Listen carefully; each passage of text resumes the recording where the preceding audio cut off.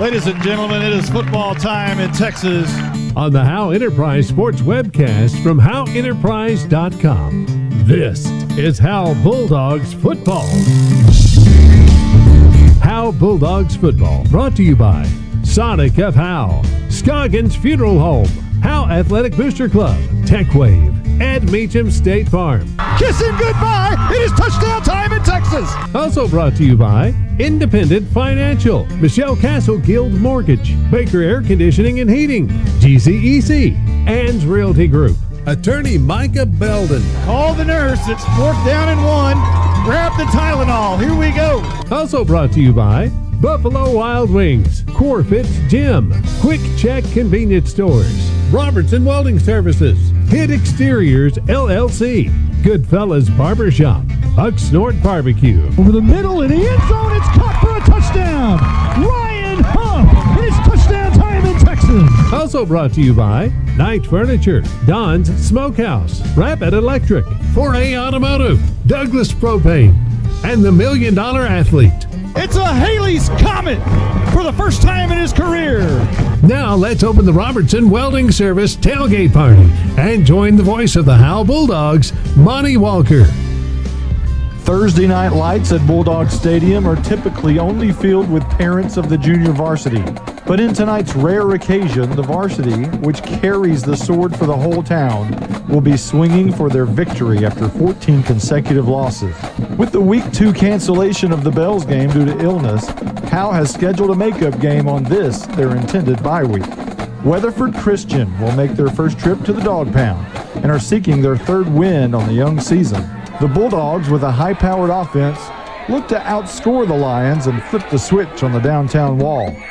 It's Thursday night lights, and it's football time in Texas. You're listening to the Robertson Welding Service tailgate party. Since 2011, Scoggins Funeral Home and Crematory has walked with hundreds of families through the most overwhelming time of their lives. Their job is simple: to make this season a little easier. What you can expect is a no-pressure, people-first philosophy, custom services for memorials that you'll remember forever, and reasonable pricing. Tommy and Bobby K. Scoggins have built a reputation over the past 30 years in the funeral business for making every family feel at home. Visit ScogginsFuneralHome.com or call 903-482-5225. This is Coach Davey Dubose, former Bulldogs head coach and athletic director. Jody and I still love the Dogs and ask that you show your support by joining the Howe Athletic Booster Club. Their mission is the same as it was in the 90s. They support all Howe athletics, girls and boys, middle school and high school. Good luck to all the Howe teams in the coming school year. This is Coach Jay. It's only $25 to become a member. From the alumni to the current fans and parents, we ask you to back the Dogs and become a member today. Visit Howe Athletic Booster Club on Facebook. Bulldog pride never dies. I'm attorney Micah Belden, an old school black and white Howe Bulldog. In criminal defense, you need someone who fights like a Bulldog. Call me now if you've been investigated, arrested, or charged with a crime in North Texas. My number is 903-744-4252. We'll set up a free consultation. You will find out that I'm rough, tough, and I can't get enough. I'm board certified in criminal law by the Texas Board of Legal Specialization, Principal Office, Sherman, Texas. Visit my website at shermancriminallawyer.com. If your air conditioner broke down, would you call an expert auctioneer? Open up the air conditioner. Can I get a wrench? Looking for a wrench in the toolbox. Looking for a wrench. Screwdriver. Got a screwdriver. Yeah, no. You'd call the real air conditioning experts, Baker Air Conditioning and Heating. If you've heard you need expensive repairs, get a second opinion with Baker Air Conditioning and Heating, who have over 50 years experience here in Howe. Call 903-532-6255 or see them at 215 Denny Street. License number 004693C. You're listening to the Robertson Welding Service tailgate party. Today's Senior Spotlight is brought to you by Ed Meacham State Farm. Now let's join Monty Walker with this week's seniors. We're visiting with Braden Smith for our Senior Spotlight. Where did you get the name Big Bird? So I was walking in the hallway one day to the locker room, and Noah Campbell and Brett walked up to me and was like, "You're Big Bird now," and it just kind of stuck with me throughout high school. So everybody calls you Big Bird and you're cool with it? Yes, sir. All right, cool. When did you get to Howe? I got to Howe my freshman year. I came from Tom Bean, and I moved here because of hard times with my family. Outstanding scrimmage at Whitewright. You played an outstanding game, and talk about that. How good of a feeling was that? That was a pretty good feeling because I've always been uncoordinated, but I worked hard this summer getting my feet right and getting to where I can catch the football pretty good. I've never had a run like that in my life before, so it's pretty outstanding. Bulldogs are really thin right now at linebacker. Jordan Troxtel towards ACL last week. Is this something you can help out with? I believe so. I mean, I'm just an outside linebacker, but if they ever need someone in there, I'm not scared to get a hit. Who's your favorite teacher at Howe High School? Favorite teacher is probably Coach Forsythe because he always makes the class interesting. What class is that? It's economics and government. How big does this team need a win right now? I think we need to win real bad because it'd be a huge spark in our offense and defense because offensively wise we can move the ball downfield, and if we score points it gets us hyped up and ready. That is Braden Smith. When we come back, we will talk to Caleb Warman. This is more than a bundle. This is way more than a combo deal. It's your sanctuary, your home field. It's where everything happens. This is your home, your car, your memories. And you want to be sure they're protected with home and auto insurance. As your State Farm agent, I get it. That's why I'm here to help life go right. My name is Ed Meacham, and I'm your Howe State Farm agent. Give me a call at 903-892-3923 or on the web at mredinsurance.com. All right, we're back. We're with Caleb Warman. You were sick forever, it seemed like. Missed the Callisburg game. How hard was that? It was hard. I tried to stay in shape while I had COVID, but it was impossible because I was trying to run. I was about to die on my concrete. But I was listening to the broadcast and I was listening to you. I heard you say about Carson and you said the moose on the loose. I started laughing. But yeah, I wanted to be out there, maybe help on the defense. What are the things you're involved with at Howe High School? I'm in tennis. I'm in NHS. So your tennis coach is Coach Jay. How is that? It's actually pretty fun because afterwards, Coach Jay being Coach Jay, we get to go eat wherever we want, usually Mudbones and Bonham, and it's a great experience because he likes to have fun with tennis players. Is he different in tennis than he is in football? Yes, extremely. It's not as competitive for him. All right, so who's your favorite coach? Coach Nissen, because of my DB coach. We got closer because I'm a corner, and we just talk a lot. And what about teacher, favorite teacher? Miss Sione. She's like Miss Nail, kind of, but she's I'd say the exact same chill, but I don't know, she's teaching me better for some reason. And how bad do you guys need a win? We need a win bad. It's been 13 losses or something like that. 14 losses. We need a spark. We need to be more confident in ourselves. We just need to go out there and play. That is Caleb Warman, and that is your Senior Spotlight. Today's Senior Spotlight is brought to you by Ed Meacham State Farm. You're listening to the Robertson Welding Service Tailgate Party. At Grayson Cullen Electric Cooperative, GCEC, we have been around for over 80 years and are governed by 7 principles: open and voluntary membership, democratic member control, members' economic participation, autonomy and independence, education, training, and information, cooperation among cooperatives, and concern for community. One of our communities is Howe, Texas, and GCEC is proud to support the Howe Bulldogs. Coach, we have a problem. What's that? We're cheerleaders, and we don't feel very highly motivated today. What? I don't want to hear talk like that. You know what you girls need? You need some handmade onion rings, a burger, tots, and a shake.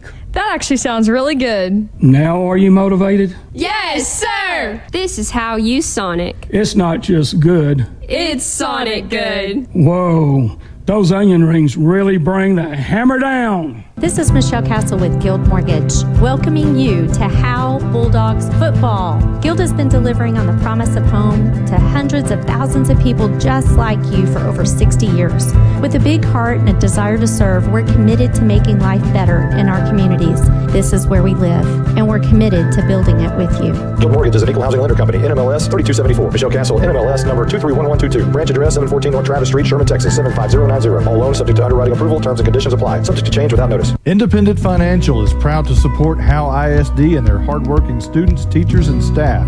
We share your vision for a brighter tomorrow and a championship season. For every challenge, Independent Financial has you covered. Our team can suggest a wide range of financial products to make your personal banking fast and easy. Plus, we have the know-how to deliver the game-changing business banking solutions. Independent Financial, your community in your corner. Member FDIC, Equal Housing Lender.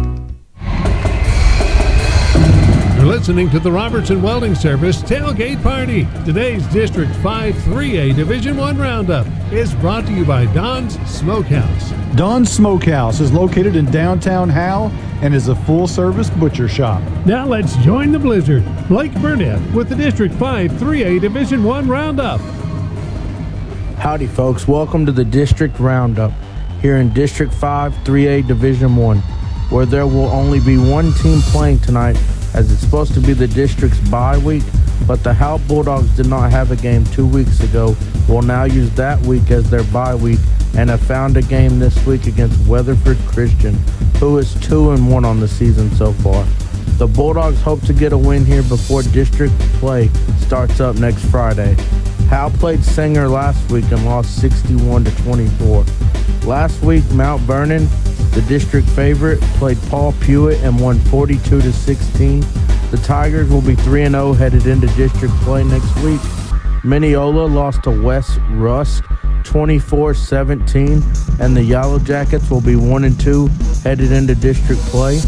Winsboro won 35-13 against Hugh Springs and will be 2-1 headed into district play. Rains won 22-14 over Grand Saline and will be 1-1 headed into district play. Commerce won 28-14 over Lone Oak and will be 1-2 headed into district play. Bonham lost 62-43 to Leonard in a shootout and will be 1-2 heading into district play. Pottsboro did not play last week and will be 0-2 heading into district play. From what I have seen, the only real dominant team in the district is Mount Vernon, but that could all change next Friday night with district starting up. That's all I've got for y'all tonight as we will end the District 5 3A Division I Roundup. Have a great night, y'all. Today's District 5 3A Division I Roundup is brought to you by Don's Smokehouse. Don's Smokehouse is located in downtown Howe and is a full-service butcher shop. You're listening to the Robertson Welding Service Tailgate Party. CoreFit Gym on Hanning Street in Howe is a full gym stocked with all the cardio and weightlifting equipment you could need. They also have a couple of new tanning beds. CoreFit Gym has 4 personal trainers available and features sports performance programs for athletes. At CoreFit Gym, memberships are only $40 for the entire family or $30 per individual. CoreFit Gym is on Facebook and located at 300 Hanning Street in Howe. Call them at 469-371-0603. You're invited to Bucksnort BBQ in downtown Van Alstyne, Texas. Your friends and neighbors say it's the best barbecue in North Texas. Now it's your turn to come taste the difference. Click on bucksnortbbq.com for complete information.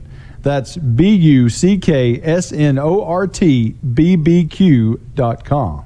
Bucksnortbbq.com has everything, including store location, menus, hours of operation, and much more. We'll see you there. Douglas Distributing is proud to sponsor the Howe Bulldogs. Douglas Distributing has been a diversified energy supplier since 1981. They offer fuel solutions for commercial, industrial, and residential applications through North Texas and Southern Oklahoma. This family-owned and operated business strives to be your go-to company for all your fuel needs. From commercial fuels, DEFs, and lubricants, they've got everything to keep your business moving forward. Call Douglas Distributing today, 903-893-1181. Since 2011, Scoggins Funeral Home and Crematory has walked with hundreds of families through the most overwhelming time of their lives. Their job is simple: to make this season a little easier. What you can expect is a no-pressure, people-first philosophy, custom services for memorials that you'll remember forever, and reasonable pricing. Tommy and Bobby K. Scoggins have built a reputation over the past 30 years in the funeral business for making every family feel at home. Visit ScogginsFuneralHome.com or call 903-482-5225. Welcome to the Buffalo Wild Wings Coach's Corner.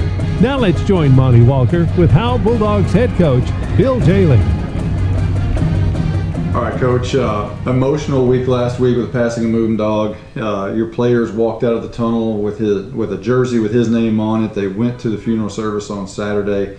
Do you think they understand the depth of what he meant to this community and to this football program? Yeah, I believe they do. It may not have hit them at first, but I think going to the funeral and seeing how many lives Moondog actually touched and what Moondog was about to our community the last 30 years. I think it really sunk in on him at the funeral more than anything else. A lot of our players know Moondog, knew who he was, but probably didn't understand the history of everything he's done here in Howe. So I think the funeral service Saturday kind of hit home to him, how special Moondog was to our community. And, he's going to be missed. He's going to be missed by our football program dearly. I mean, I miss him already as my neighbor, because, with my little boy, sooner or later he's going to ask, where's Moondog? And, we got to explain that. So it's been a big loss for the Bulldog football community. Well, on Friday night, your offense looked great. Again, put up big numbers. You got to be happy with the way the offense looks. Yeah, very happy with the way our offense is playing right now. I mean, tip my hat to Austin. He was out for 10 days, hardly threw a football for 10 days, and had a great night throwing the ball. You could see in the first quarter some of the throws were off a little bit, throws he usually doesn't miss. But as the game progressed, he played great. So, yeah, our offense is, we got a lot of weapons offensively. I preach it every day at practice. We have the ability to score at any time with our offense. We really do. And we have the ability to drive down the field and chew up clock whenever we want. So our offense is, I'm very excited about where we're going, and we just keep getting better at it, and just keep improving. It's the offensive line. I got to tip my hat to them. They've major improvement on the offensive line from last year to this year. Defensively, things to work on. I think, from what I understand, the focus of the week maybe was effort, and that might have been preached a little bit. Talk about that. Yeah, effort was big. Big preach this week in practice. The biggest thing that from a defensive standpoint is, do what you're coached to do. Plain and simple, do what you're coached to do. Because when you watch the film on Saturday, I think our kids with the speed of Sanger and the size of Sanger a little bit, that they kind of reverted back to some old bad habits, and that hurt us in the game, especially in the second half. But effort is key. Defense is all about effort, and we have some kids that aren't giving full effort, and you probably won't see them out on the field defensively anymore, but that's the biggest thing defensively, because we have people in position. They just got to make the plays and be there. But yeah, you hit the nail on the head. Effort is the big thing right now defensively. We're going to take a quick 30-second timeout. We'll be right back. Get to B-Dubs on Thursdays for buy one, get one free boneless wings. Or as we like to say, 100% more wings. That's right. When you buy boneless wings on Thursdays, you get the same amount of wings for $0.00. Basically, the second order is 100% off. So get here for buy one, get one free boneless wings on Boneless Thursdays. Buffalo Wild Wings. Roar! Buy one, get one of equal value free. Dine in at participating locations. Takeout is limited and may vary by location. Size exclusions may apply while supplies last. Limit one offer per customer. Not valid with any other coupon. Coach, how did the process come together with scheduling Weatherford Christian on this bye week? Well, about middle of last week, I started getting in my mind, we need to find a game. We need to find a game to make up for the Bells game. I wanted to have a game for one. We really haven't had a game this week that we've had all our starters on the field at the same time. Like even last week against Sanger, people might not realize it. Caleb Walmer, that was his first football game of the year, and we're in the third week of the season. That was his first game. And we've had several others that play or out because of COVID and everything else. So I really wanted to get a game to get our whole team on the field at the same time before district. And then also, you want to get your seniors every game that they're entitled to. So I really wanted to find a game. So I called Carl Padilla. I said, hey, send me the list of everybody that has an opening next week. Reached out to a couple of schools, and Weatherford Christian replied back, and it was kind of a process. It was bang bang on Friday afternoon. Hey, we can play, but we can only play on Thursday, so on and so forth. So it took some juggling with moving junior high games, having to cancel the JV game again this week. So it was kind of a whirlwind process, but we needed a game. So speaking of canceling the JV game, how does that affect your varsity roster? Well, you'll see a couple guys that will play JV the rest of the year, or guys that are still on the bubble of moving up and down. They will suit out and probably get some playing time this Thursday night. With a game like this, it's not a district game. We want to play some of those younger kids a little bit at times just to see what they can do, see if they're ready. So you'll see some kids up this week that might still be on the JV the rest of the season. You see some up that might end up staying up. So Weatherford Christian, they're 2-1 on the season. They lost a game to COVID. What do you expect to see from them? We expect to see several different things from them. You never know. I always say with private schools, you never know what you're going to get. One team you see on film might be a different team that shows up. And I'm not the only coach that says that. I just was actually this morning talked to Coach DeZern over at Bonham, and he said when he was at Melissa, they used to play Argyle Christian, and they'd show up to the game and there'd be like 5 kids on the field that they never saw on film. So, you just never know with that. But they're a good team. I think we match up well with them size, speed-wise, everything else. So it's a great matchup for us from toe-to-toe. Their variation of they show wing tee at times, flexible and triple option at times. They do try to throw the ball, so it's going to be a little bit of a whirlwind of how we're lining up just to defend everything. Defensively, from what I've seen on film, they're a 3-3 stack, one high safety team. They do like to blitz. They do swarm to the ball. They're aggressive, but I think we match up with them fine. I think offensively, right now offensively, I don't care who we play. I think we're going to score. But big thing this week is we need to build confidence, get our kids excited. I think if we can win this one, we'll have great momentum going into district. Today's Coach's Corner has been brought to you by Buffalo Wild Wings. You're listening to the Robertson Welding Service Tailgate Party. I'm attorney Micah Belden, an old-school black and white Howe Bulldog. In criminal defense, you need someone who fights like a bulldog. Call me now if you've been investigated, arrested, or charged with a crime in North Texas. My number is 903-744-4252. We'll set up a free consultation. You will find out that I'm rough, tough, and I can't get enough. I'm board certified in criminal law by the Texas Board of Legal Specialization, Principal Office, Sherman, Texas. Visit my website at shermancriminallawyer.com. If your air conditioner broke down, would you call an expert auctioneer? Open up the air conditioner. Can I get a wrench? Looking for a wrench in the toolbox. Looking for a wrench. Screwdriver. Got a screwdriver. Yeah, no. You'd call the real air conditioning experts, Baker Air Conditioning and Heating. If you've heard you need expensive repairs, get a second opinion with Baker Air Conditioning and Heating, who have over 50 years experience here in Howe. Call 903-532-6255 or see them at 215 Denny Street. License number 004693C. This is more than a bundle. This is way more than a combo deal. It's your sanctuary, your home field. It's where everything happens. This is your home, your car, your memories. And you want to be sure they're protected with home and auto insurance. As your State Farm agent, I get it. That's why I'm here to help life go right. My name is Ed Meacham, and I'm your Howe State Farm agent. Give me a call at 903-892-3923 or on the web at mredinsurance.com. At Grayson Cullen Electric Cooperative, GCEC, we have been around for over 80 years and are governed by 7 principles: open and voluntary membership, democratic member control, members' economic participation, autonomy and independence, education, training, and information, cooperation among cooperatives, and concern for community. One of our communities is Howe, Texas, and GCEC is proud to support the Howe Bulldogs. You're listening to the Robertson Welding Service Tailgate Party. Today's Opposite Corner is brought to you by the $1 Million Athlete. Now let's join Monty Walker in the Opposite Corner. I'm joined here with Weatherford Christian head coach Stephen Cox. You're not only a head football coach and athletic director, you're also a worship pastor. When did you decide that the narrow road was the road for you?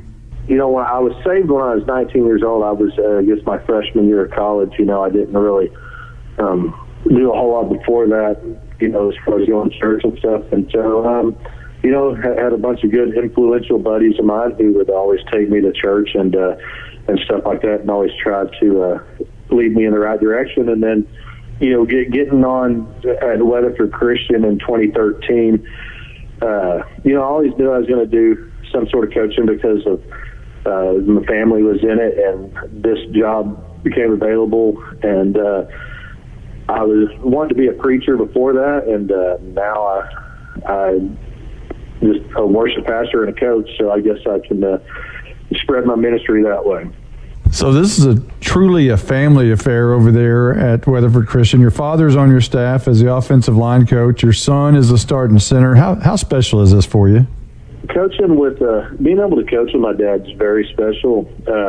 It's something I was kind of jealous of when my brother first got out of college, my older brother, and he was able to coach at Springtown with my dad, and before he moved to Weatherford to coach. And then when I got the job 2013, my dad was retired for a year, and so from Springtown, and so I asked him if he wanted to come out of retirement.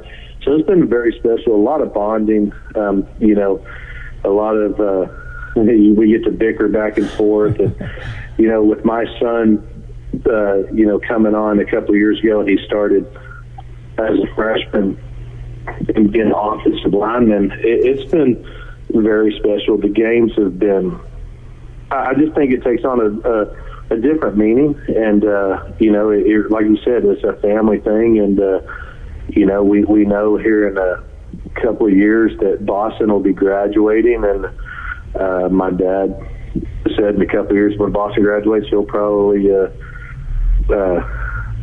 take full-time retirement. And so, you know, it's kind of sad to think about, but right now I'm just enjoying the moment. I'll give you a chance to brag on your school a little bit. What do students at Weatherford Christian School get that maybe a public school, that maybe they don't get? You know, just being around public school and stuff for a while, you know, especially the bigger ones. What we get here is just a very small town, I mean, a very small school feel. Everybody, you know, whether good, bad, or indifferent, everybody kind of knows, you know, what's going on. And, you know, I think with me and our kids, you know, you never know through the day of the week. And luckily my wife is just awesome with this. The kids, there's no telling when they're going to show up at my house in town and just, I don't even think they knock anymore, really. They just kind of walk in and, you know, so it's a family atmosphere. You obviously get the Christian education to where, you know, there's no limits on what you can do as far as the Christian education. And, you know, it really is fun. And it's fun to see the school grow from what it was, you know, to now we have 120 kids in our high school, which doesn't sound like a lot, but, you know, we used to have 35, 40 in our high school. So. Well, not getting to see TAPS football on a regular basis, is there a difference at all in the style of play compared to UIL division play? As far as X's and O's, no. I think the big difference is numbers-wise. You know, you'll see it this Thursday night when I think we still have a couple of kids out with COVID, so I think we're only going to bring 18 kids, and it looked like on film Howe had, I don't know, they look like a college team. You know, had a bunch of kids on the sideline. But I think that's the big difference. And there is you know, sometimes there's a little bit of you know, I like the way UIL and public schools, they're real feisty sometimes. And I like that. I like that in my football players. So we've been getting a lot of public school kids in here lately. So it's really changed the dynamic of our team for the better. What kind of team do you have, and what are the expectations this year for your team? Well, the team that we have a real scrappy team. We're not big by any means. You know, you'll see my son, he's the center and nose tackle. I think he's 235 pounds. We're not big, just scrappy, fast. Our running backs are fast, and they like to come up and you know, our kids like to hit a lot. Our expectations, you know, with last year was our first year in 11-man. We were always 6-man before this. So this was last year was our first year in 11-man. We only won 2 games. And I think our expectation this year is just to grow and continue to make a deep playoff run. And, you know, the kids really have hopes to get back down to Waco to a state championship. You know, in 6-man, we were able to play in 3 state championship games since, I guess, 2015, 2018, and 2019. And so we're really eager to get back there.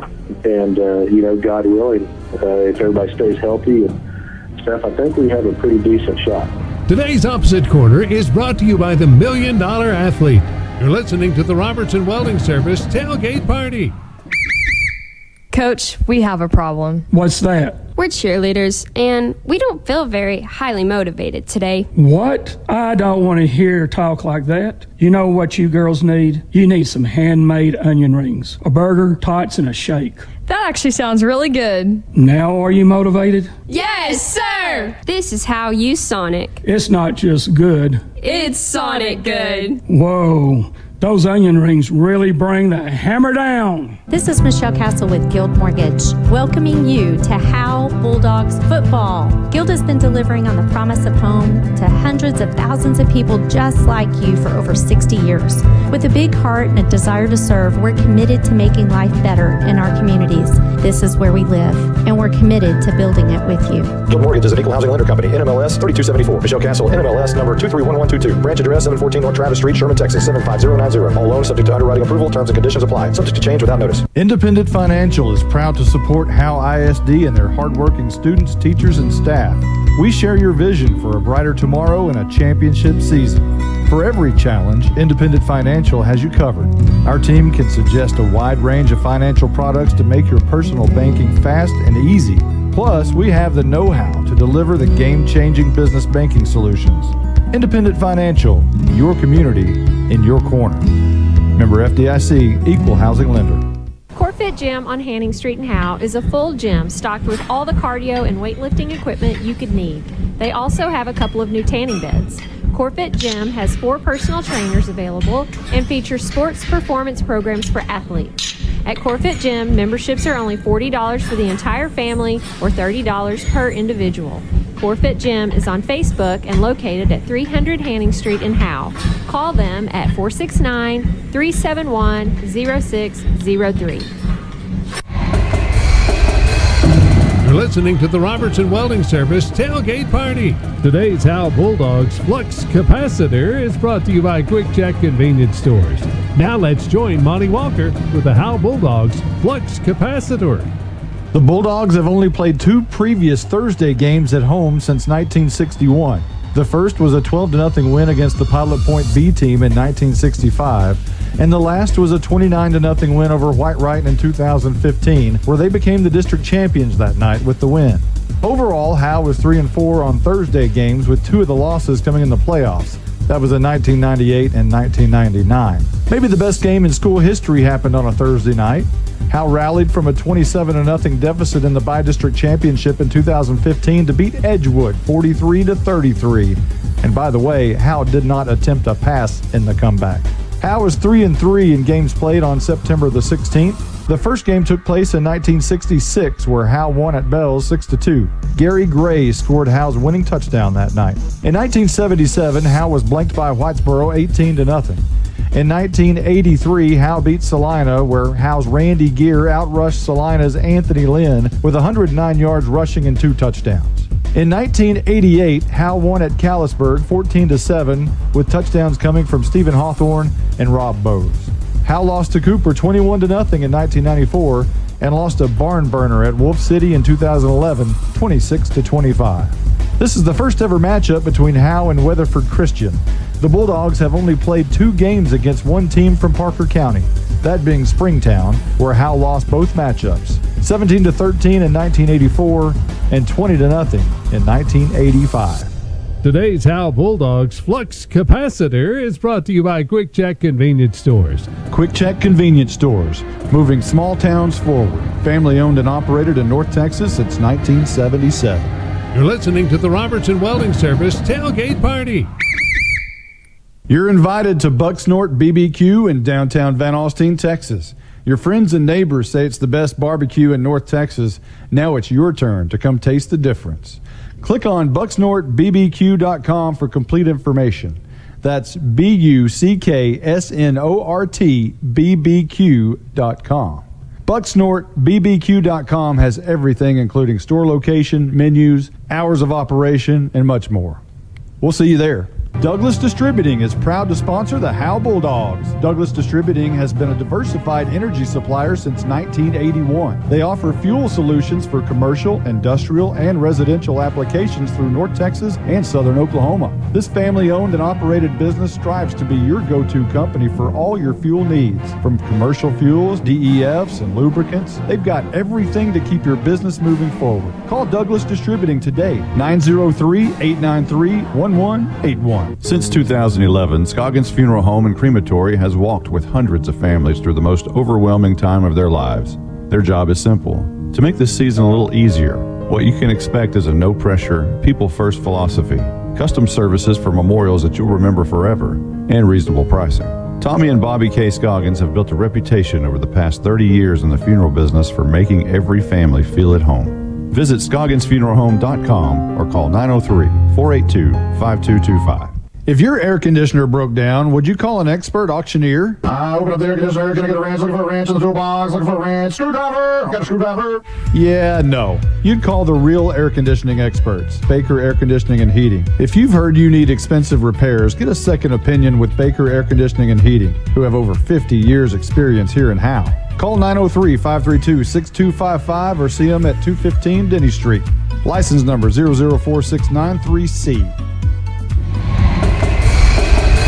On the Howe Enterprise Sports webcast from HoweEnterprise.com. This is Howe Bulldogs football. Today's scene setter is brought to you by Baker Air Conditioning and Heating, proud partner of Bulldogs Athletics. So far in 2021, the Dogs have realized their offense can be high octane and unstoppable at times. Haley's going deep for McNutt. He goes up for it, comes down with it at the 9-yard line. They do it so often and they do it so well. But great teams are marked by great defenses and great players that never loaf and never quit. It's been 14 games since downtown has been lit up, but a change of pace Thursday could be what the doctor ordered. It's a final tune-up before district with the onward Christian soldiers marching from Weatherford to meet up with a desperately hungry for a win Bulldogs. It's the Howe Bulldogs and the Weatherford Christian Lions. Here we go, live from the Dog Pound. This is Bulldogs football.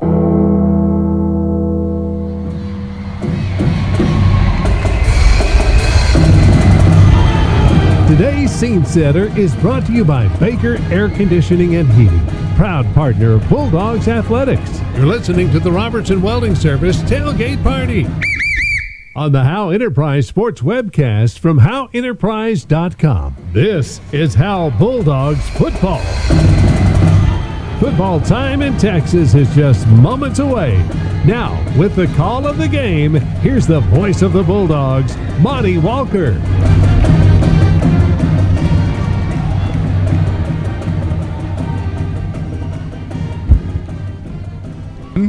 There we go. Good evening, everyone. Welcome to Bulldog Stadium. It's a Thursday night.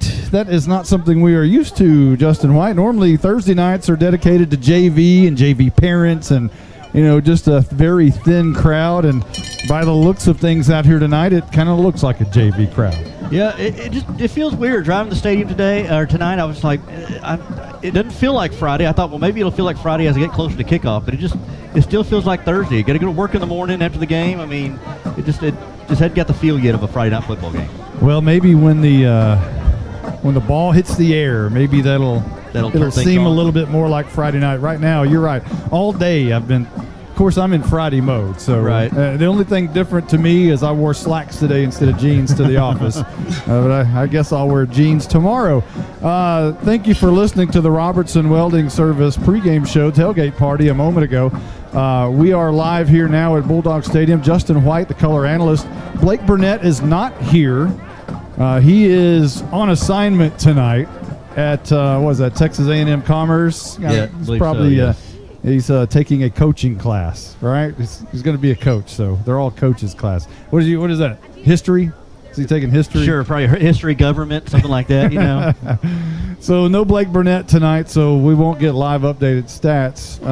We won't have those tonight, but we do have Carson Grogan, who will be spotting And also popping in on the mic, Caroline Slauson is supposed to be here tonight. I have not seen her yet, but surely she's on her way.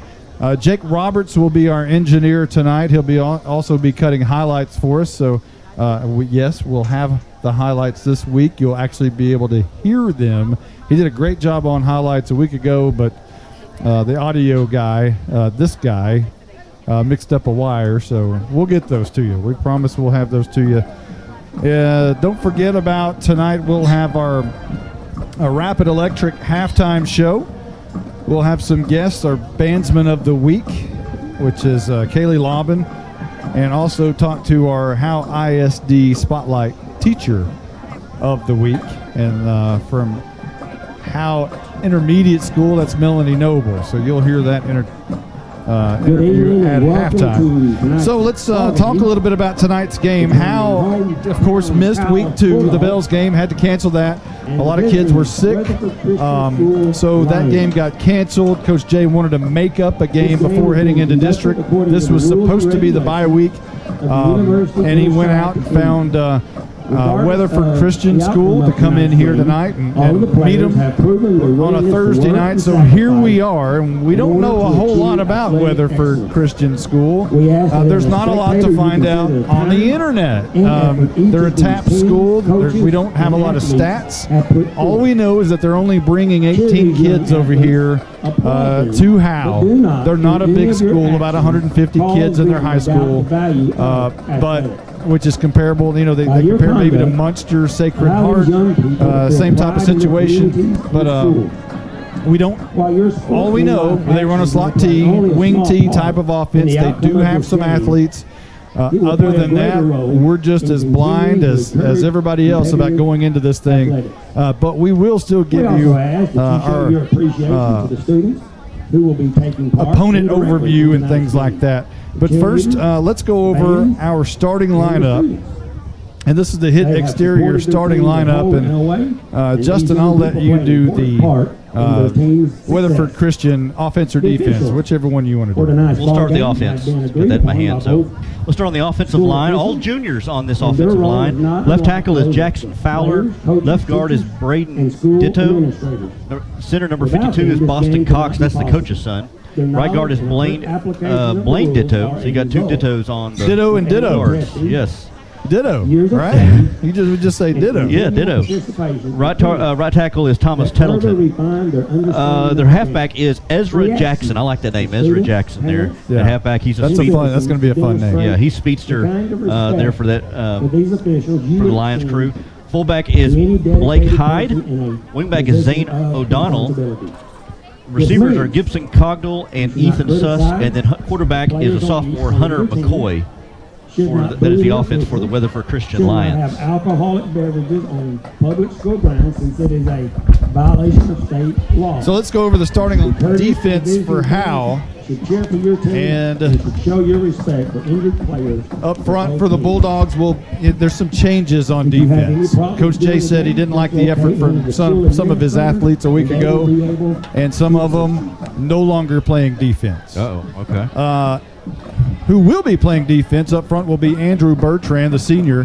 Aiden Burris, a junior, actually. Burris is a junior, right? I think I got that wrong on my spotting list. He is a junior. Charlie Vera, a freshman, and Colin Young is a senior, and they will be up front on a 4-man look. The linebackers tonight, Carson Daniels, a junior, Bryce Crosby, a junior, Luis Gonzalez, a senior, and the outside backer will be Caleb McNutt, a senior, and he moves from a safety spot to an outside backer. Your cornerbacks tonight, Antoine Rattler. That's even better name than Ezra Jackson. The other cornerback on the other side, Caleb Warmond, and the safety tonight, ding, ding, ding, Austin Haley. Welcome back. Haley's back in there on defense. The defensive lineup here for Weatherford Christian is defensive end is Blaine Ditto. Nose tackle is Boston Cox. Defensive end is Thomas Tettleton. It's 3 down linemen. Their 4 linebackers are Blake Hyde, Braden Ditto, Selleck Evans, and Luke Loa. And then in the secondary, the 2 cornerbacks, Ezra Jackson, Ethan Suss. The safeties is Hunter McCoy and then Zane O'Donnell. Up front for the Bulldogs, Luciano Vasquez, Clay White, the guard, Malin Walker, the center. The right guard is Charlie Vera, and the right tackle is Michael Riddle. The ex-receiver is Caleb McNutt.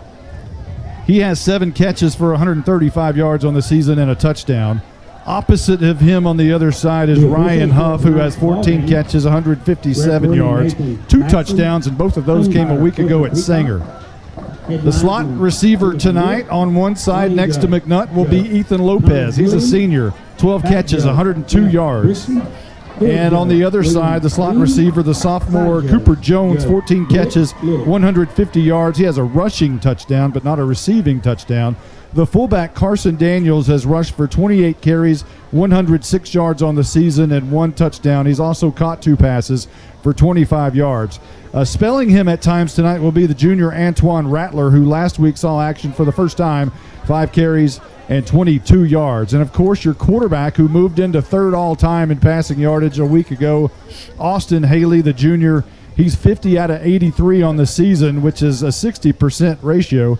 571 yards, 1 interception, and 3 touchdowns. He's also rushed 5 times for 22 yards. So he passes for 11.4, and he rushes for 4.4. Not bad for the junior quarterback, who should own all the records by the time he's done with Bulldog Stadium.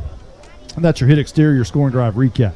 That's your hit exterior starting lineup. That just popped right out like I've said that before. Hit exterior starting lineup. So now we'll move on down the list here to the opponent overview, and we've already said good luck with this, Justin White. The opponent overview, we couldn't find a whole lot. Yeah, you pull back the curtain. Yeah, during the week when you're trying to prepare, you're looking everywhere, and there's just not a lot of places to find any information. But one thing that you didn't cover earlier was this is their 2nd year playing 11-man. A few years before coming on 11-man, they were pretty good 6-man team. Each year they got better. They got more kids come on. And so this is a team still trying to learn their way around the 11-man scheme, the 11-man game, but seem to be improving. Had a losing record last season, 2-1 so far this season. As you said earlier, they had to run the slot T and double wing offense. So throw it around a little bit more than you would think for a slot T type of team. So look out for that. But that's about all we could find there on Weatherford Christian. That's your opponent overview, brought to you by attorney Micah Belden, his law office in Sherman. Your Howe Bulldogs overview brought to you by Goodfellas Barbershop in downtown Howe. The Bulldogs tonight have to do what they've been doing offensively and just keep the hammer down. Just score and score and score and score. You can't turn the ball over tonight, and you've got to tackle. Those are the most important things for the Bulldogs tonight. Keep doing what you're doing offensively. Score, score, score. Don't turn the ball over, and tackle, tackle, tackle. Because any football team you play, I don't care whether they're 5A or 1A, if you don't tackle them, they will score. I don't care who it is. So the Bulldogs have to do a great job of tackling tonight. And I think they've worked on tackling this week and tackling drills. And I think when they got done doing tackling drills, I think they did some more tackling drills. So the Bulldogs, the effort has to be there defensively. I think they're trying to find some kids who will have a high motor and go at all times and not just kind of walk around the edge. If the play is not coming to you, you just kind of loaf. Those they're done with those kind of players, and they're trying to find some headhunters and people that'll go out there and find the football who has a nose for it. So I think those are the keys for the Bulldogs tonight. Score, score, score. Do what you do. Move the ball. Chew the clock. Don't turn it over, and tackle, tackle, tackle. That is your Howe Bulldogs overview tonight. The school song is playing. Your Howe Bulldogs overview is brought to you by Goodfellas Barbershop. Goodfellas Barbershop in downtown Howe, specializing in all cuts and styles and straight razor shaves. Experience the old school feel at Goodfellas Barbershop in downtown Howe. Let's give you your rapid electric final thought. We haven't talked to Caroline just yet, and I don't know if she can hear us. Caroline down on the field. We'll try to make sure your mic is on. Caroline, give us your final thought tonight. And she can't hear us. She's going to go talk to the officials, though, and make sure she can get in the coin toss. But she can't hear us. she can't hear us. Carson Grogan has a mic. And, Carson, can you hear us? Give us your final thought if you can. Rapid Electric final thought. I can hear you, Monty. Can y'all hear me? Yes, sir. My final thought is, just like you kind of said, Howe's got to show basically a lot more effort on defense. I think they can actually get a lot of stops tonight and a lot of points for Howe, maybe. Justin White, your final thought. I think this is a nice little tune-up here to work out some kinks here before district.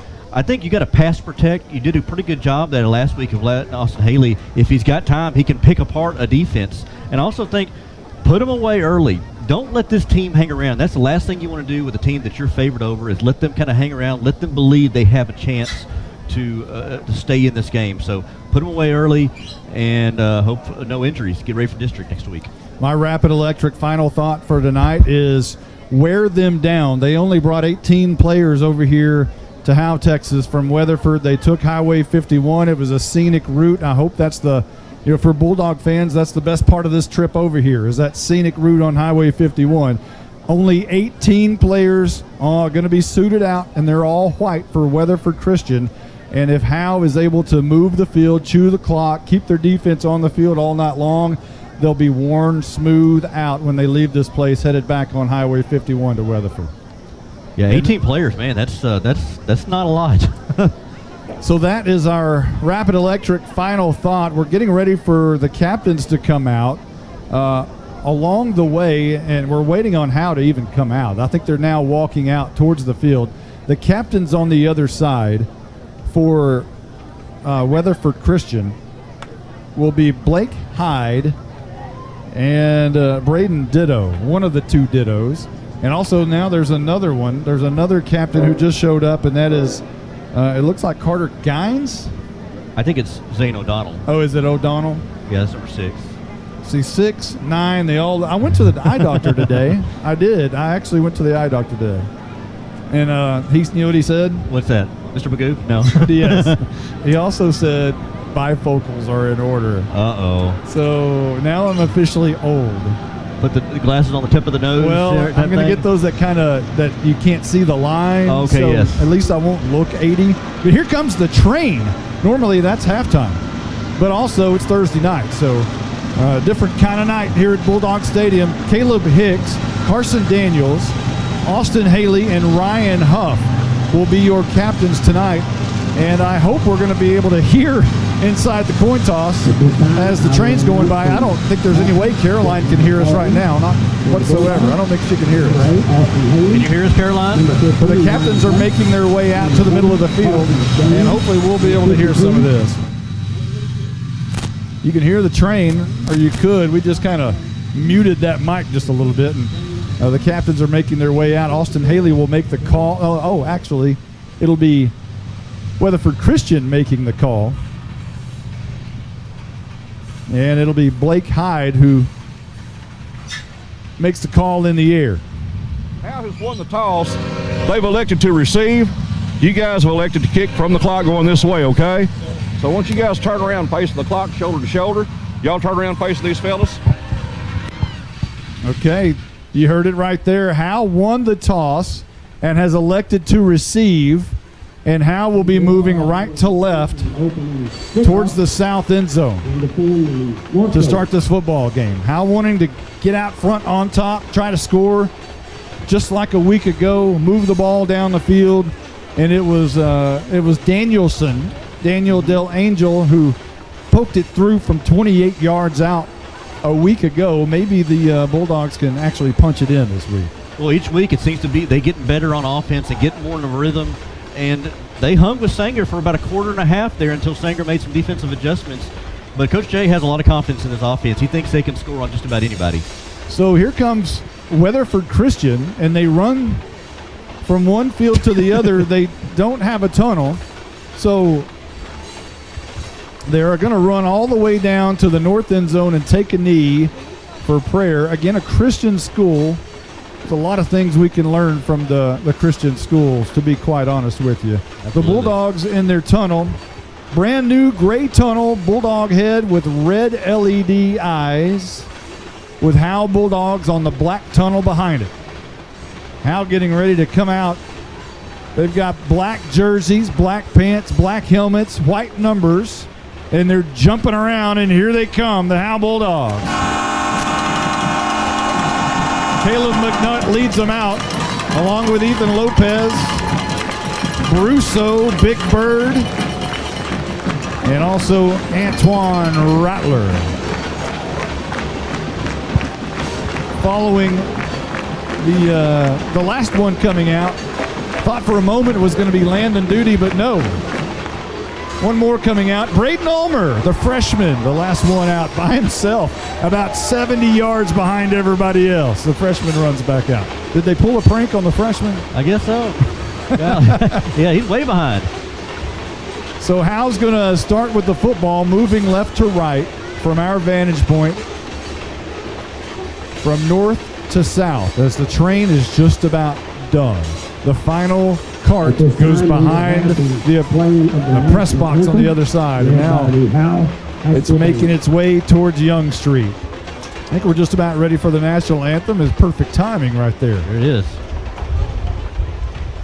So Bulldogs will line up, helmets off, and here's the national anthem by the Pride of Howe.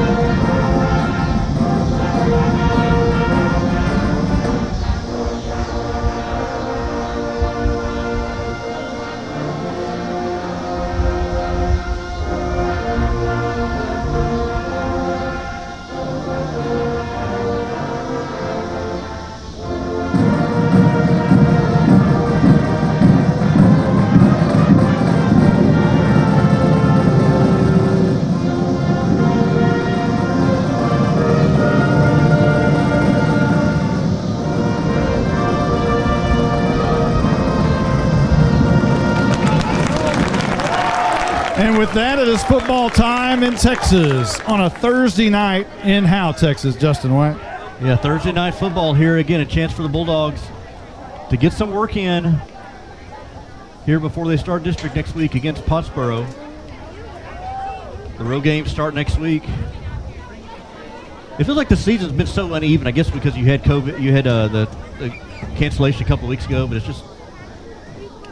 It's been, yeah. It's been, just I don't think has anything been normal since 2019. No, it hasn't. Really. I mean, the last normal game we had wasn't even normal. That was the Howe Van Alstyne game out here, which was a bloodbath. And we had Hunter Brusso and his antics in that game. And my goodness, that was we don't even talk about that game. There was so much that went on with Noah Campbell and kickoffs from the 15-yard line, all kinds of stuff. But really, nothing's been normal since I guess the week before that. Well, before that was the Commerce game. Remember the fumble in the end zone? Oh, goodness. Put the playoff hopes away. Kicking off to begin the ball game, number 1. So doing the kicking chores for Weatherford Christian will be Gibson Cockdill, and he'll be kicking to Caleb McNutt back deep and Caleb Warman. The upbacks for Howe will be Cooper Jones and Ryan Huff, and we thought we might see the newest member of the varsity roster, Dakota Fetzer, number 30, but he is not out there. And the kick is going to be a high kick, going to go to McNutt's going to take it at the 6-yard line. Coming up the right hash, stops for a moment, and it's going to be spun down just inside the 25 at about the 24-yard line. And that's where Howe will set up shop from their own 24-yard line. Just underway. We thank you for listening to our Howe Enterprise broadcast tonight. Justin White, Monty Walker, Carson Grogan, Caroline Slauson, and Jake Roberts. And here comes Howe, Austin Haley and company out on the field. So Haley will be in the gun with Daniels to his right, Huff to his right, 3 receivers up top. And Haley drops back 3 steps, looks over left side, under pressure. A flag is down, and Haley's going to throw it deep down the field. Cooper Jones makes a catch at the 45, gets away 50. Look out to the 40, to the 30, stumbles for a moment to the 20, and it's going to escape one tackle, but finally be brought down at about the 12-yard line. But check the flag. Austin Haley knows it's coming back, and he just jogs back. It's going to be a holding against the Bulldogs there. Good job there by Haley to get flushed out of the pocket and just loft the ball. We've seen him a couple of times do that, loft it in the air and just find Cooper Jones. But the reason why he was able to have an extra second was maybe because of a hold against the Bulldog offensive line. So that'll back him up to the 14-yard line. It'll still be first down. But Howe... Not a good start. It was a great start except for the flag. Yeah, I mean, Jones made it all the way down inside the 15 from the 24. However, all for naught, back to the 14-yard line. First and down, first and 10, first and 20. I'll get it out in a minute. First and 20 for the Dogs. Left to right, Haley in the gun. This time, 2 receivers on either side, as Jones and Huff on the near side and Lopez and McNutt up top. First down and 20. The Lions show blitz and now back off. Here's a handoff up the middle to Daniels, and he'll gain enough for about 6 or 7 yards up to the 18-yard line, rather. So about 4 yards, rather. 18-yard line. 4 yards for Daniels. Still trying to get this running game going here, 3rd game of the season, and still not able to get it off the ground. Daniels, who just rushed over 100 yards for the season last week. Second down, and we'll call it 14, as here's Haley with the pass and catch to Lopez to the 25-yard line. Back to really the initial line of scrimmage, maybe a yard past it to the 25 will bring up a 3rd down and 9 for Howe. Design roll out there for Haley and just find Lopez near the sidelines and able to, like you said, get back to the original line of scrimmage now. 3rd and 9 here for the Bulldogs. Howe on the near hash, moving left to right. The Lions showing blitz. They back off, and Howe now backs off and looks to the sideline for the play. Jones and Huff near side, Lopez and McNutt up top. Haley drops back 3 steps, looks right, man in his face. He's flushed out of the pocket. He's going to have to run. Still rolling out right behind the line of scrimmage. Heaves it down the field for Ryan Huff, and is picked off at the 2-yard. Oh, actually, it's going to be dropped by Ezra Jackson at the 38-yard line. Jackson jumped it, but there's a flag down. We'll have to check the flag. Tell you what, dangerous throw by Haley there, just trying to loft it up, kind of threw it across field. It's going to be an eligible man downfield by the Bulldogs, so that penalty... It's going to be an eligible man downfield. It'll be I think it'll be declined. Yeah. Penalty is against by Weatherford. Illegal man downfield. So Howe will more than likely punt right here. And that's not the situation Howe wanted to start this football game, because it looked like they were going to score. The holding call got them and wiped out about an 85-yard play down to the 12-yard line. Instead, it backed them up to their own 14, and now Haley's going to punt it away on 4th down and 9.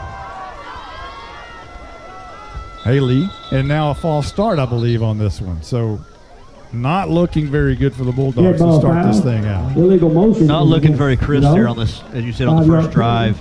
And this Lion defense was getting a push there on the Bulldog offensive line and getting a little pressure, causing Haley to be flushed out. And then a false start, I believe that was on the right tackle, Michael Riddle. Drops him back 5. So now it's 4th down and about 14 rather. And Haley to punt. It's a quick kick, high punt, wobbly, going to not make it to midfield and be killed dead right at about the 47-yard line. So Weatherford Christian will start out with outstanding field position on the Howe side of the field with 10:17 left to go in the first. We haven't talked to Caroline Slauson just yet. How are you doing down there? Hello, guys. Can y'all hear me? Yes.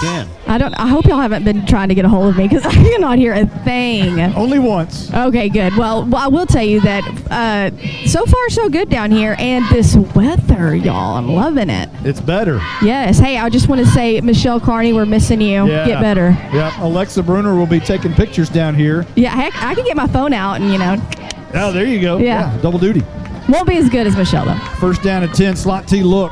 for Weatherford Christian. Ezra goes in motion. Jackson and the quarterback O'Donnell is going to keep it and be brought down at the line of scrimmage. A gain of 1 perhaps. Luis Gonzalez with the tackle, and Luis is one of those high motor guys that they were talking about. Absolutely. He's the one on the defensive line who was going to be the highest motor, and I couldn't see if that was him. That was somebody that busted through that line right away. They kind of blew that play up from the get-go.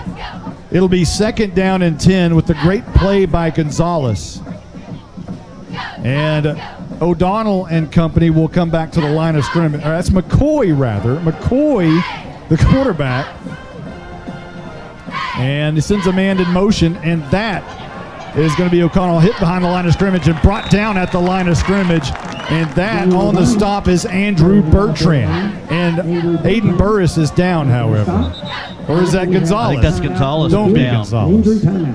It's going to be a loss of a yard back to midfield. And a great play by Andrew Bertrand, but Gonzalez is down. And that'll be a good time for us to take our first timeout. We'll be right back right after this.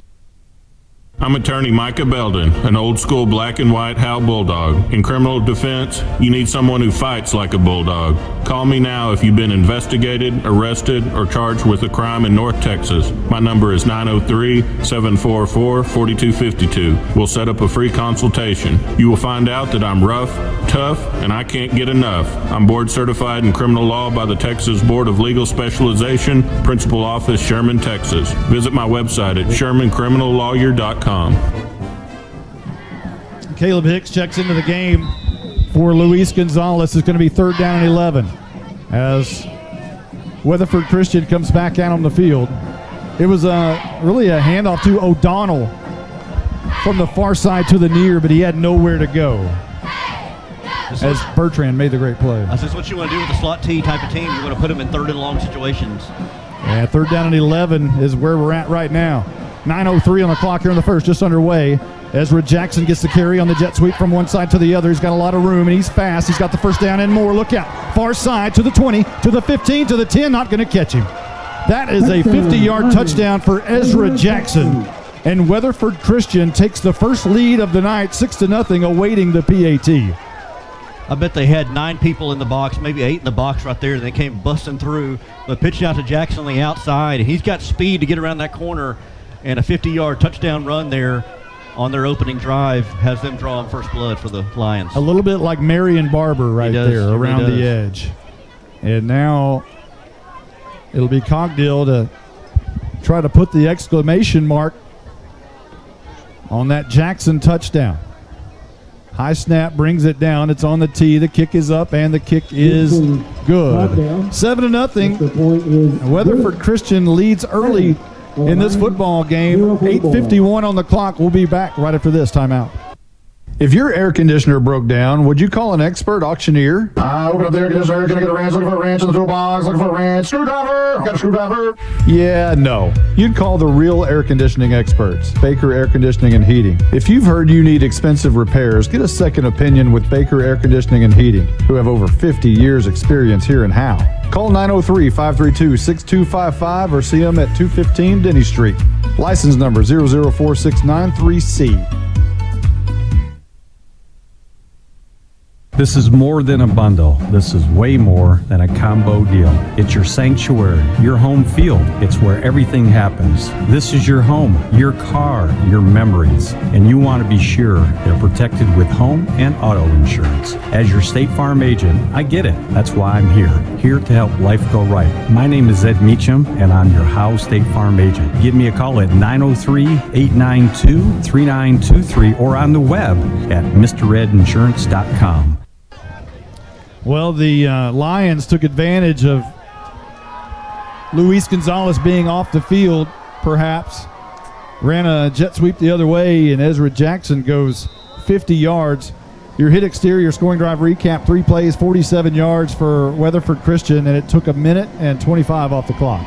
Cogdill's Tech Wave kickoff is going to be taken by Caleb Warman at his own 8-yard line. Coming near side on the right hash and brought down. And right at the 24-yard line, so the same position as they started a moment ago. Number 8 was in on the stop. And the Bulldogs will start from their own 24. Hopefully no penalties this I was time. about to say, penalties kind of haunted them on that first drive there, and they played pretty mistake-free for the most part the first 2 games of the season. Not looking very crisp here the first drive. Well, there were 12 penalties a week ago. Yeah, that was right. I'm sorry, yes. I'm thinking of the first game. It seemed like they were better. The first game was very, very much better. 2 receivers either side. Austin Haley in the gun, sends Cooper Jones in motion. They give it to Daniels. No, he fakes it to Daniels. Going to throw it down the field, caught by McNutt. Anyone around him, and he picks up enough for the first down. Once he realized there wasn't anybody around him, he just took off running. That was a great fake there. It faked out, I believe that was Boston Cox there in the middle of the nose tackle. He tackled Daniels and gave Haley some time to roll to his left, and almost a sidearm throw there to Huff right there in the middle to get the first down. The McNutt. 1st and 10, left to right from their own 37. Haley throws. Lopez caught right at the midfield stripe, moves right over on the right hash, and that will again move the sticks for Howe. But there's whistles. We'll have to check this one. We've got another flag. Is there a flag? It's going to be against Weatherford Christian, roughing the passer. We hear Roger Tidwell say next door. Longtime voice of Bulldog Stadium, Roger Tidwell. And they'll move this one across midfield to the 48-yard line. How long was that throw? About 12 yards? 12 yards. So you had 27 yards to that play right there. The first down completion to Lopez, and then tack on the 15. Ball is now on the Lion 33-yard line. And now they'll finally step it off to the 33. So Howe getting a lot of that yards back from that first drive. Need to really capitalize right here.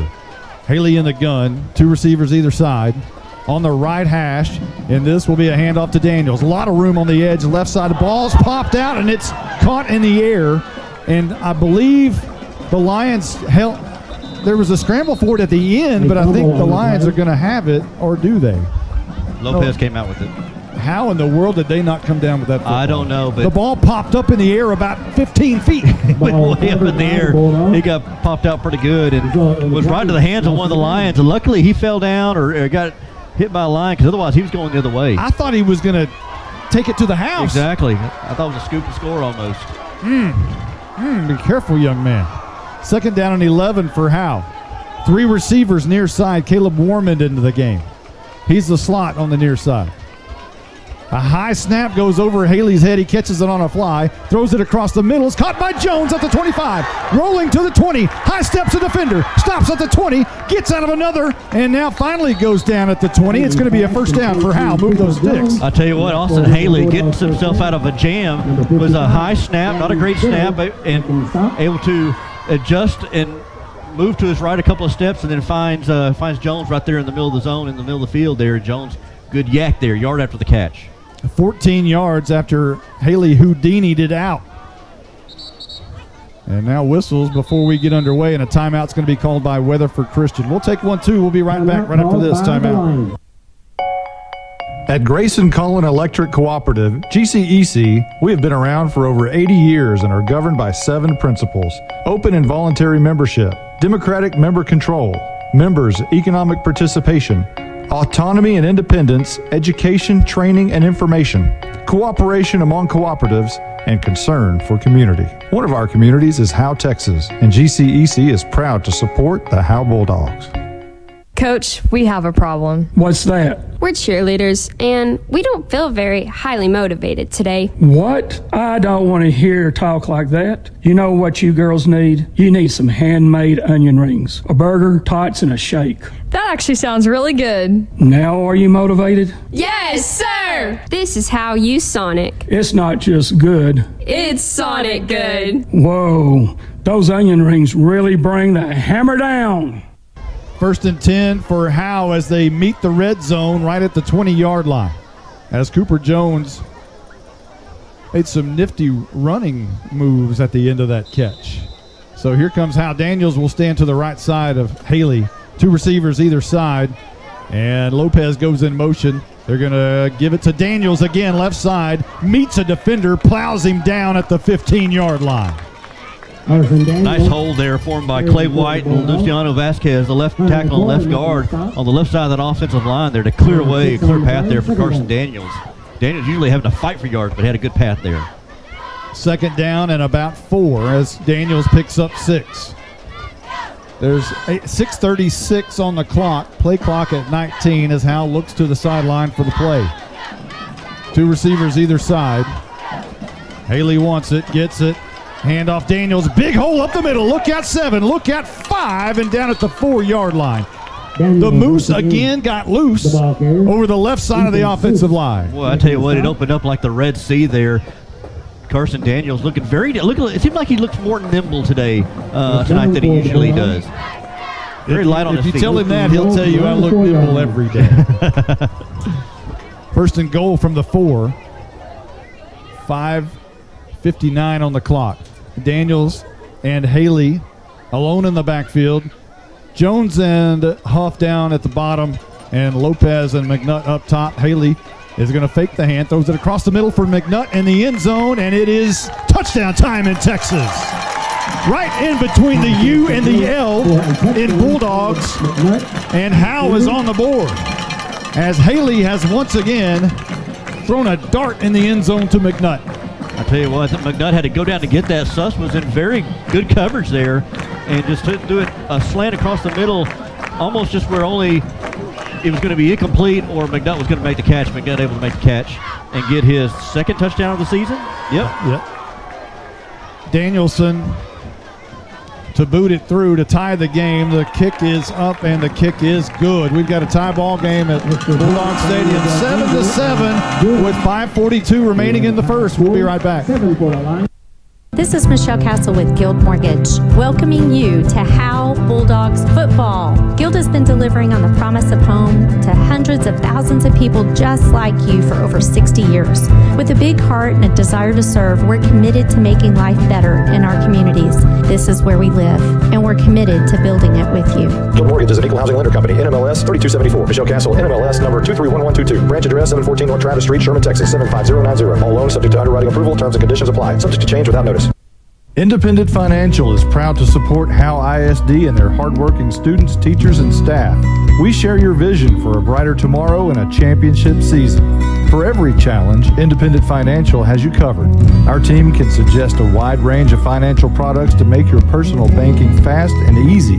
Plus, we have the know-how to deliver the game-changing business banking solutions. Independent Financial, your community in your corner. Member FDIC, equal housing lender. Your hit exterior scoring drive recap for Howe. 4 plays, 75 yards. It took 3 minutes and 11 seconds off the clock, and it was a 4-yard touchdown from Haley to McNutt, right in between the U and the L in the Bulldogs in the end zone. And here we're ready for the Tech Wave kickoff. And it'll be Danielson. Looks like he's going to onside boot this one. Pointed towards the bleachers, and it's going to be an onside kick. Right at the numbers, and it goes straight out of bounds. So Weatherford Christian will have pretty good field position right here. Maybe trying to steal a possession there by the Bulldogs, getting a little aggressive. And I guess willing to give up the field position. Kicked out of bounds at the Lion 47-yard line. But good job by the Bulldogs on that last drive to eat up a lot of that clock. And you talk about when to wear down Weatherford Christian, able to do that on the drive because a lot of these kids, in fact, all these kids are pretty much all playing both ways. So wear them down on defense, and then now they come back here on offense. Just doing our good duty there. K10 came up here and needed a roster. Okay, kind enough to help them out, right? We're good people. There you go. So here comes Weatherford Christian out on the field. They'll start in the Howe side of the field at the 47-yard line. So both times, good field position. And this is going to be a fumble on the snap. Howe says they have it.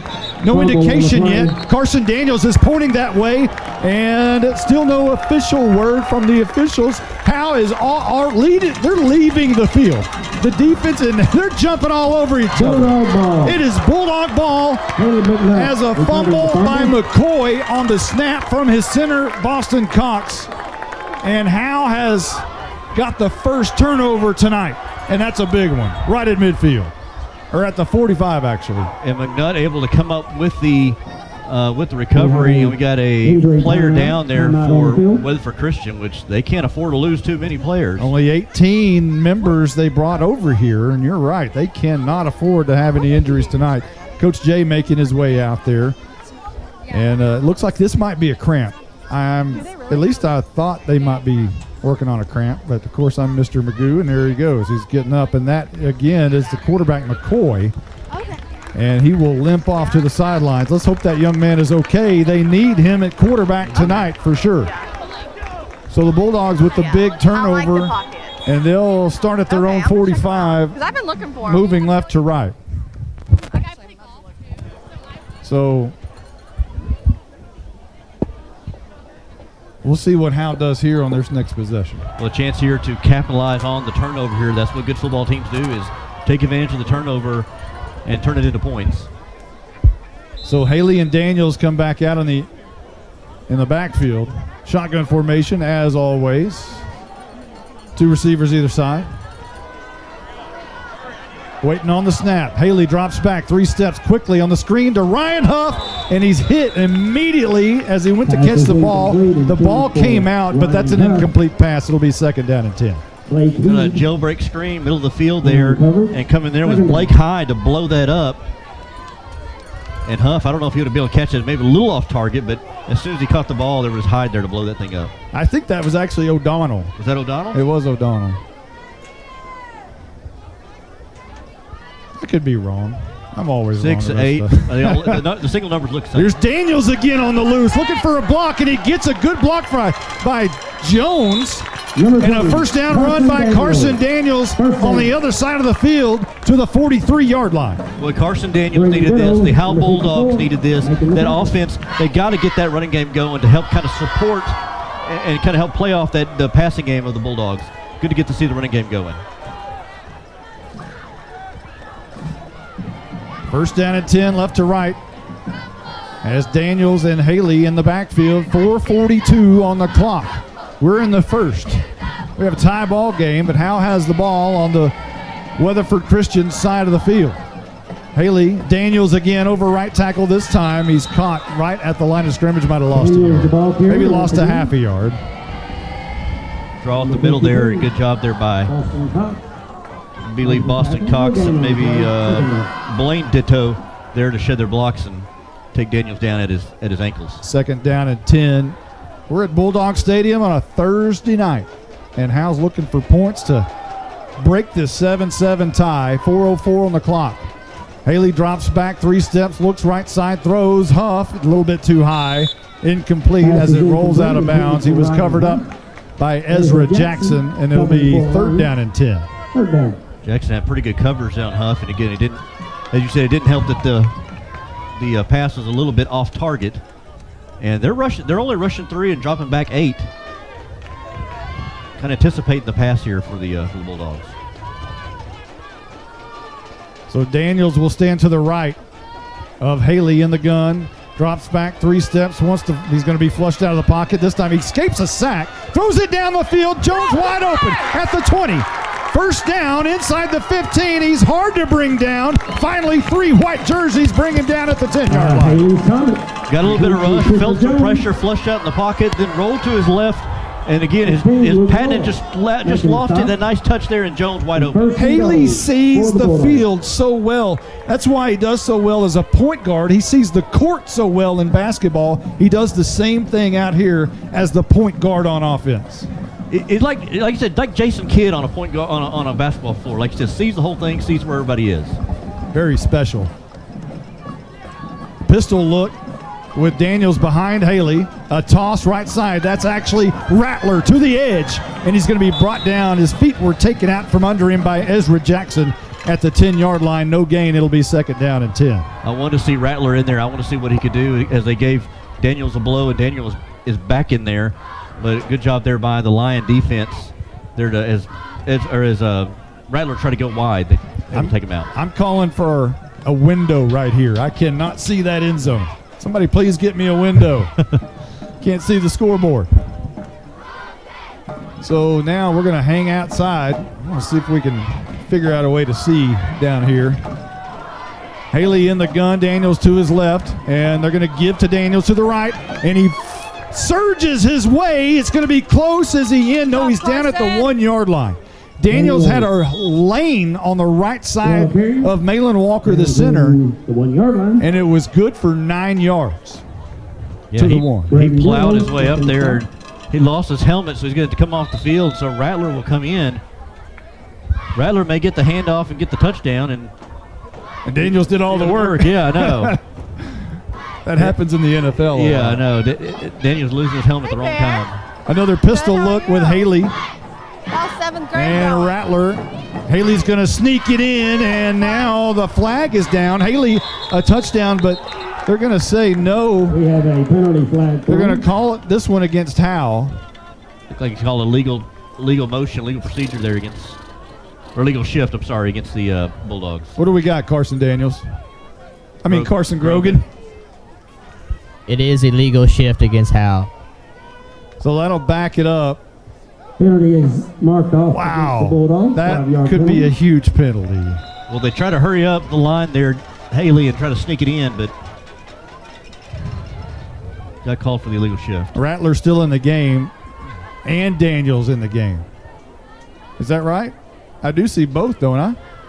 We Yes, have two you do. backs. They'll straddle Austin Haley. It's 3rd down and goal from the 6-yard line. And Haley is going to give to Rattler around the left edge. He's spun out. No, he throws. He throws. He faked it and threw it to Huff. It's touchdown time in Texas. What a fake. Houdini Haley pulled it out of his gut and threw it to Huff. Read pass option there. Faked it there to Rattler, read the defense, and then just threw a slant, threw a bullet there across the middle to Huff to get his 3rd touchdown for Huff, and 2nd touchdown pass of the game pass for the game for Haley. Huff with his 3rd touchdown in 2 games.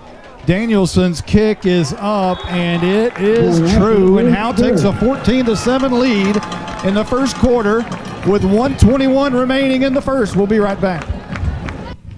CoreFit Gym on Hanning Street in Howe is a full gym stocked with all the cardio and weightlifting equipment you could need. They also have a couple of new tanning beds. CoreFit Gym has 4 personal trainers available and features sports performance programs for athletes. At CoreFit Gym, memberships are only $40 for the entire family or $30 per individual. CoreFit Gym is on Facebook and located at 300 Hanning Street in Howe. Call them at 469-371-0603. You're invited to Bucksnort BBQ in downtown Van Alstyne, Texas. Your friends and neighbors say it's the best barbecue in North Texas. Now it's your turn to come taste the difference. Click on bucksnortbbq.com for complete information. That's bucksnortbbq.com. BucksnortBBQ.com has everything, including store location, menus, hours of operation, and much more. We'll see you there. Your hit exterior scoring drive recap for Howe. 8 plays, 47 yards. It took 4 minutes and 21 seconds off the clock, and it was a beautiful read pass option from Haley to Huff, where I thought he put it in the gut of Rattler, and Rattler was stuck. But he pulled it out of his gut and threw it to Huff in the right corner of the end zone. And Howe takes the 14-7 lead, and we're ready for the Tech Wave kickoff. That was beautiful. And it felt like the offense was in a rhythm on that drive there. Really got comfortable. So here's the Tech Wave kickoff. It's going to be taken at the 30-yard line and coming up the far side, near side, and finally brought down at the 40. Seth Baldwin returning the kickoff back. And For the line. Weatherford Christian will set up shop there. Well, last drive was the fumble, but before that, it was the long touchdown run there by Ezra Jackson, the 50-yarder. Bulldogs had him at 3rd and long, and then used the end around or the sweep there to Jackson, used his speed on the outside. So let's see if they maybe try to go back to that here on this drive. They'll come out in their all-white uniforms. It looks like 1958. No stripes, no nothing. No logo on the helmets, no nothing. Here's a jet sweep to the near side. That's O'Donnell trying to escape. He's quick. He does. And he's finally brought down after an 8-yard gain near midfield to the 49-yard line. Zane O'Donnell O'Donnell got that handoff. Carrying for the line. coming around the corner there and did a good job there. Was supposed to kind of keep going around, but saw an opening, cut back, and able to get him about 8 yards on that carry. So 2nd down and 2, just shy of midfield at the 49. Cogdill comes near side. He's split out. And it's still McCoy into the game, so good to see that he's returning. And he'll go in shotgun for one of the few times tonight. Offset eye look from the gun. And a fumble on the play, a scramble for it, and no indication. I think the Lions were able to get back on this, and they do. It was recovered by Jackson. I don't know if that, they were in shotgun. I don't know if that was supposed to be kind of a flip out to Jackson or whatever or what, but that didn't look right from the beginning. As soon as the ball was snapped, the ball was almost like in the air for a fumble. Two good things for Howe right here. It's 3rd down and about 5, 4.5, and Luis Gonzalez is back in the game on defense. And whistles, and that is the end of the first quarter. A pretty good one for Howe. They take a lead into the second. We'll be right back right after this. Douglas Distributing is proud to sponsor the Howe Bulldogs. Douglas Distributing has been a diversified energy supplier since 1981. They offer fuel solutions for commercial, industrial, and residential applications through North Texas and Southern Oklahoma. This family-owned and operated business strives to be your go-to company for all your fuel needs. From commercial fuels, DEFs, and lubricants, they've got everything to keep your business moving forward. Call Douglas Distributing today, 903-893-1181. Since 2011, Scoggins Funeral Home and Crematory has walked with hundreds of families through the most overwhelming time of their lives. Their job is simple: to make this season a little easier. What you can expect is a no-pressure, people-first philosophy, custom services for memorials that you'll remember forever, and reasonable pricing. Tommy and Bobby K. Scoggins have built a reputation over the past 30 years in the funeral business for making every family feel at home. Visit ScogginsFuneralHome.com or call 903-482-5225. Welcome to the second quarter here at Bulldog Stadium. We're going to talk to Caroline Slauson right after this play. We're going to see if we can figure out a way to talk to our Night Furniture sideline reporter. It's 3rd down and about 4.5 for Weatherford Christian, now moving left to right towards the south end zone. From the gun is McCoy, rolling right under pressure by Bryce Crosby. He throws it up and it's going to be picked off. Austin Haley picks it out of the sky.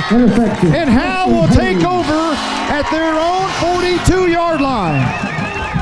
It's good to have Haley on the defensive side of the field, but give Bryce Crosby all the credit. I was about to say, Crosby was hot on the heels of McCoy, and McCoy had to get rid of that quicker than he wanted to. The receiver wasn't looking back the other way. Haley was, and all he had to do was just sit there and just wait, just field it like a center fielder, just wait for it to fall into his arms. And he did, and a second turnover of the night forced by the Bulldog defense. Again, we're going to try to go down to Caroline, but something keeps happening. So maybe after this play, 1st and 10, right to left goes Howe. Haley and Daniels in the backfield. 3 receivers this time on the right side. McNutt by himself down here at the bottom, heading towards the concession stand. Here's Daniels on the carry to the left side. He's good for about 2 or 3 yards, crosses the 45-yard line. Let's talk down to Caroline Slauson, our Night Furniture sideline reporter. Oh, she's having a hard time hearing her. Can y'all hear me? There you go. Hi. No, I'm actually, Miss Liss's grandson, Jones, is here, so I'm trying to get him to let me hold him. There you go. Whistles blow before this play can get underway, but now everything apparently is okay. It's going to be 2nd down and about 7 for Howe, just shy of midfield. Haley wants it. He pulls it from Daniels and throws. It's going to be caught by Lopez for a 1st down to the Weatherford Christian 42-yard line. 43-yard line. Good read there by Haley, because the defense was crashing in on Daniels if he would have handed that off. So good job by him to pull that back and then able to complete the pass for a 1st down. 1st and 10, right to left. Daniels and Haley. 2 receivers either side. Howe's offense looking pretty sharp. Really does. Other than that one first flag, it's been okay. It's been pretty good. 1st and 10. As Haley, the swing pass, Lopez looking for a block by McNutt, and he's going to be tackled by Suss at the 41-yard line, a gain of 3 perhaps. A little bubble screen out to Lopez. That's the thing about this offense. you're able to kind of spread the wealth out to each receiver. I mean, coming to the game, Huff had 14 receptions. Jones had 14. Lopez had 12. McNutt was the only guy with 7, but he had a big yard per catch average. So they're able to get around to all their 4 receivers, spread around, balanced attack. 2nd down and 7 for Howe. Haley rolls out right, throws it deep down the field, looking for Huff at the 5, and he cannot come down with it, but a flag is down. That's going to be pass interference against Ezra Jackson. 1-on-1 against Huff, and Howe's going to have 15 yards. 4-yard line. And I tell you what, Haley showed some great arm strength there when he went to his right and kind of threw it kind of off balance and almost right there on target there to Huff, and Jackson basically had to tackle Huff to prevent him from catching that ball. So a pass interference and a fresh set of downs for the Bulldogs. Boy, I tell you what, the thing that stands out to me is you wish you could play a team your size every week. Or bigger than that. Because it makes a big difference. It really does. You know, Malin Walker said early in the week, we got to play teams that have a college in their town, like Commerce. He said, could you imagine if you had Texas Tech University at Howe? Yeah. They have Texas A&M University at Commerce. 1st down and 10. Haley throws across the middle. Lopez makes the catch inside the 20, fighting to the 15-yard line. Another 1st down for Howe. Again, just a bullet, a slant across the middle there, and Haley delivers it right on target there to Lopez. Haley's hitting all his targets pretty much almost right between the numbers. 1st and 10. As Jones and Huff are split pretty far out to the right side. And Lopez and McNutt near side. Lopez goes in motion. And they're going to give it to Daniels. Left tackle, squirts his way through, across the middle, and churns to the 5-yard line. So Howe will have another 1st and goal situation from the 5. I like that formation. You had the 2 receivers, but you had Lopez coming in motion almost like a jet sweep, just to kind of a little window dressing to confuse the defense and hand off to Daniels back to the well. And got a timeout called by the Lions. Timeout call. We'll take 1, 2. We'll be right back right after this. Hello, Howe Bulldogs. This is Coach Joey McQueen, former Bulldogs head coach and athletic director. Beacon and I still love the Dogs and ask that you show your support by joining the Howe Athletic Booster Club. Their mission is the same today as it was in the 90s. They support all Howe athletes, girls and boys, middle school and high school. It's only $25 to become a member. From the alumni to the current fans and parents, we ask that you back the Dogs and become a member today. Go visit the Howe Athletic Booster Club on Facebook. Have a great year, Bulldogs. I'm attorney Micah Belden, an old school black and white Howe Bulldog. In criminal defense, you need someone who fights like a bulldog. Call me now if you've been investigated, arrested, or charged with a crime in North Texas. My number is 903-744-4252. We'll set up a free consultation. You will find out that I'm rough, tough, and I can't get enough. I'm board certified in criminal law by the Texas Board of Legal Specialization, Principal Office, Sherman, Texas. Visit my website at shermancriminallawyer.com. Welcome back, as Howe's going to have it 1st and goal from the 5. Rattler and Daniels in the backfield. This is going to be a give to Rattler. Shot out of a cannon into the end zone. It's touchdown time in Texas. Antoine Rattler. His 1st touchdown as a Bulldog. And he gets a big jump 5 from Lopez. And it's 20-7, awaiting the PAT.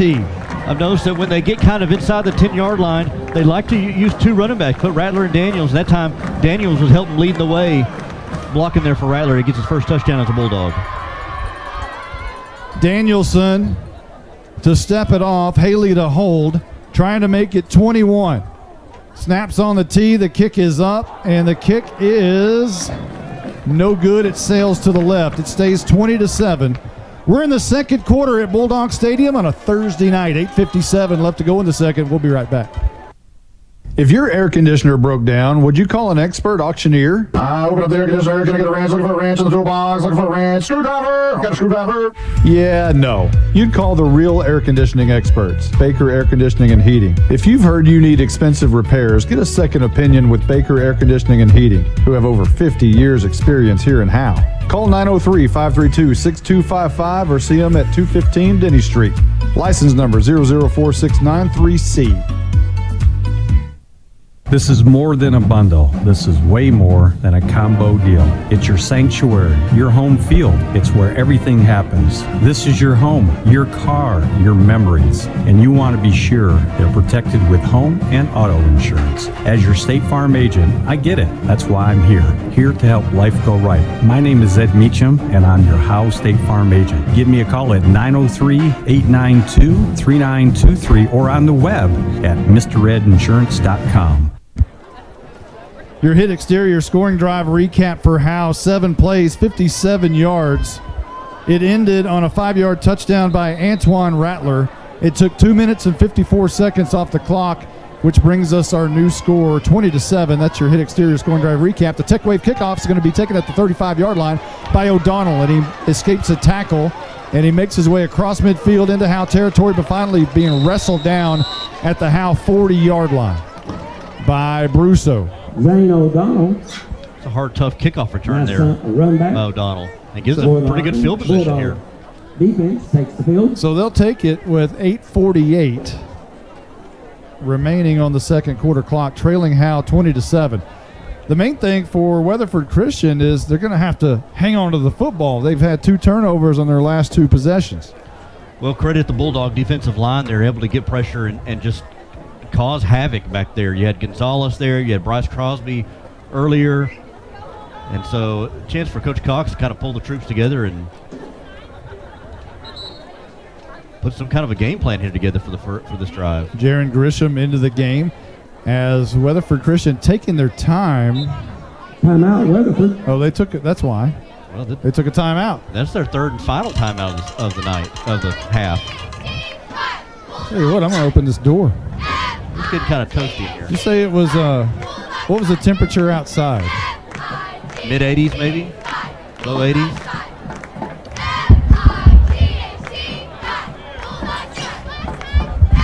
Are we better off closing 81? it? Yeah, a little muggy outside too. 81 outside. Still not football weather yet. Not just yet. So when we come back, when Weatherford comes out on the field, they call the timeout here. You got to watch. What are they going to do here after calling a timeout? Is there Could this be a trick play is right there here? going to be some kind of halfback pass? Carson Grogan, talk to us. What do you think is going to come out of this? I suspect Weatherford Christian to just run. I think they're just going to keep running sweep plays and try to get outside and just outrun the Bulldog. It's worked. You can't argue that, especially Ezra Jackson around the end. They scored on a 50-yard run with Jackson. Well, they have Jackson. They got O'Donnell.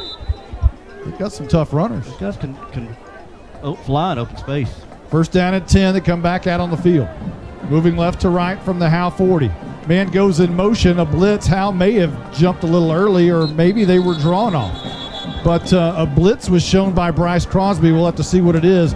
The ball carrier was brought down. McCoy was brought down, but we'll have to see who the flag is on here.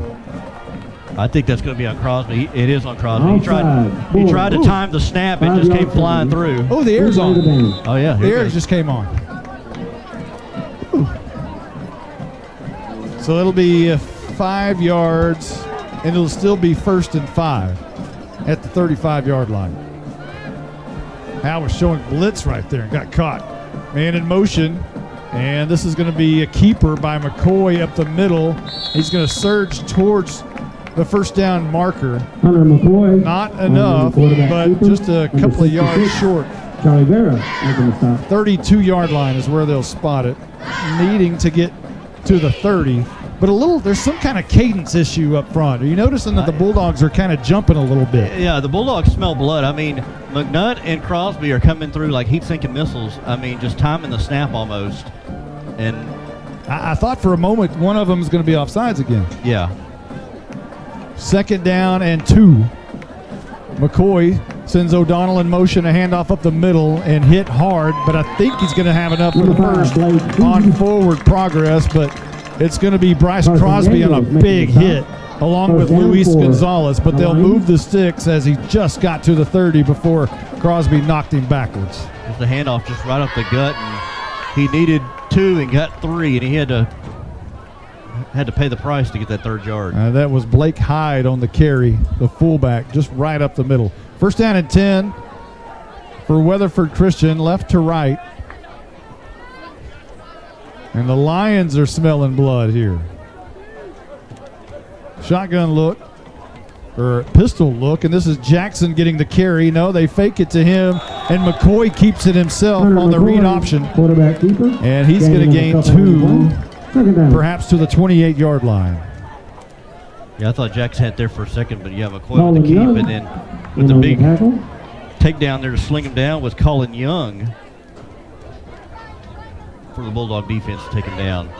Okay, so here's for the next game we do here, we're going to get a window right here, and we're going to get a window unit right back there. So bring up power tools next time. Got holes in the wall. Second down and 7. A sling across the middle and a great play by Warman, who knocked it up in the air. It was nearly picked off by Crosby, and Haley had a look at it also. It falls incomplete, and it'll be 3rd down. I tell you, it was a slant intended for Cogdill. They put a lot of mustard on that. McDonough almost able to knock that away, and then good job there by Cogdill to be cognizant of kind of playing pass defense there when it went up in the air to kind of knock it away, make sure none of the Bulldogs intercepted that. Dangerous throw there by McCoy. 3rd down and about 8 for WCS. 6:22 on the clock before the Rapid Electric halftime show. It's 4-down territory for them, too. McCoy sends O'Donnell in motion, gives it to him on the jet sweep. He cuts it up and is going to have enough for the first, and he's slippery and finally brought down past the marker to the 18-yard line. And on the stop was Colin Young for the Bulldogs, the newest member of the Bulldogs. Well, he is so good there. That number 3, is it who was that? I thought that was Suss. You said it was O'Donnell on the jet. O'Donnell is so good at being able to cut back there. And if you get him one-on-one, you better hope you can tackle him because he's pretty shifty, pretty slippery. So Suss will be split out wide to the right with McCoy in the gun. Everybody else to the left. 3 receivers bunched to the left side. Jackson now comes in motion from left to right, and they fake it to him. McCoy's all alone. A great fake. He has enough for the first, and he slides into the end zone. 18 yards on the touchdown for Weatherford Christian with 5:27 left to go in the second quarter, and they cut Howe's lead 20-13, awaiting the PAT. Give credit where credit is due. McCoy faked it to Ezra Jackson. You got to respect Jackson on that jet sweep, and the whole Bulldog defense bid on it. McCoy took it around the left side, had blockers, his receivers on that side blocking for him, and able to get in the end zone for a touchdown. But good read there by McCoy. Cogdill to try to boot this one through, and the kick is up. It looks true, and it is, and we got a 6-point game at Bulldog Stadium. 5:27 on the clock in the second. We'll be back. At Grayson Cullen Electric Cooperative, GCEC, we have been around for over 80 years and are governed by 7 principles: open and voluntary membership, democratic member control, members' economic participation, autonomy and independence, education, training, and information, cooperation among cooperatives, and concern for community. One of our communities is Howe, Texas, and GCEC is proud to support the Howe Bulldogs. Coach, we have a problem. What's that? We're cheerleaders, and we don't feel very highly motivated today. What? I don't want to hear talk like that. You know what you girls need? You need some handmade onion rings, a burger, tots, and a shake. That actually sounds really good. Now are you motivated? Yes, sir! This is how you Sonic. It's not just good. It's Sonic good. Whoa, those onion rings really bring the hammer down. Your hit exterior scoring drive recap. 7 plays for Weatherford Christian, 40 yards on the drive. Took 3 minutes and 21 seconds off the clock. And it was an 18-yard touchdown run by McCoy, who pulled it out of the gut of Ezra Jackson and scampered around the left end for the touchdown. The PAT brings it 20-14 with 5:27 left to go. And that PAT a moment ago by Danielson all of a sudden might come into factor. Here's the Tech Wave kickoff, going to be banged deep. It goes through the hands of Antoine Rattler, picks it up at the 2-yard line, coming near side, looking for a lane on the right hash, and goes down at the 20-yard line. And now a late flag comes out. We have We'll have to check the flag, as I think there was something with Cooper Jones and O'Donnell. But Howe, for the moment, is going to start at their own 21-yard line. But I think there might be some extracurricular that happened between O'Donnell and Jones there. Well, we talked about not letting Weatherford Christian hang around, and just kind of when you thought you were putting them away, they score on that last drive. So self-inflicted wounds by the Bulldogs does not help anybody. Well, especially when this game is kind of close and lines are still in it. So let's see. What is the? Still no indication.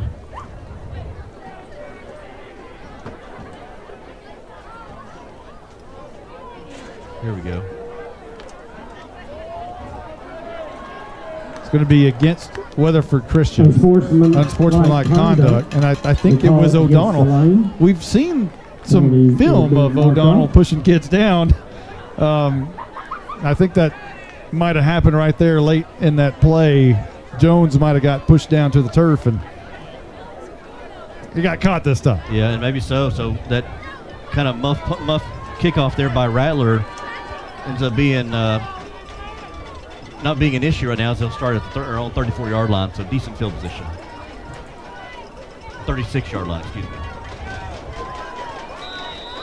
So Howe from their own 36. Haley sends Lopez in motion, moving right to left. They give it to Daniels, looking for a block, and he gets a pretty good block on the left side. He runs right behind Michael Riddle for 5 yards to the 41-yard line. This offensive line getting a decent push. This is an offensive line a couple of years, maybe pretty good. Only one senior on this offensive line right now. 2nd down and 5. They were showing blitz a moment ago, but Howe backs off, and now they're wanting a different play. Moving right to left towards that concession stand. Haley wants it. He's going to throw out right side. Quick pass to Jones, who moves backwards for a moment and then is driven back. They'll give him forward progress to about the 42, so maybe a yard on the play, but 3rd and about 3 coming up.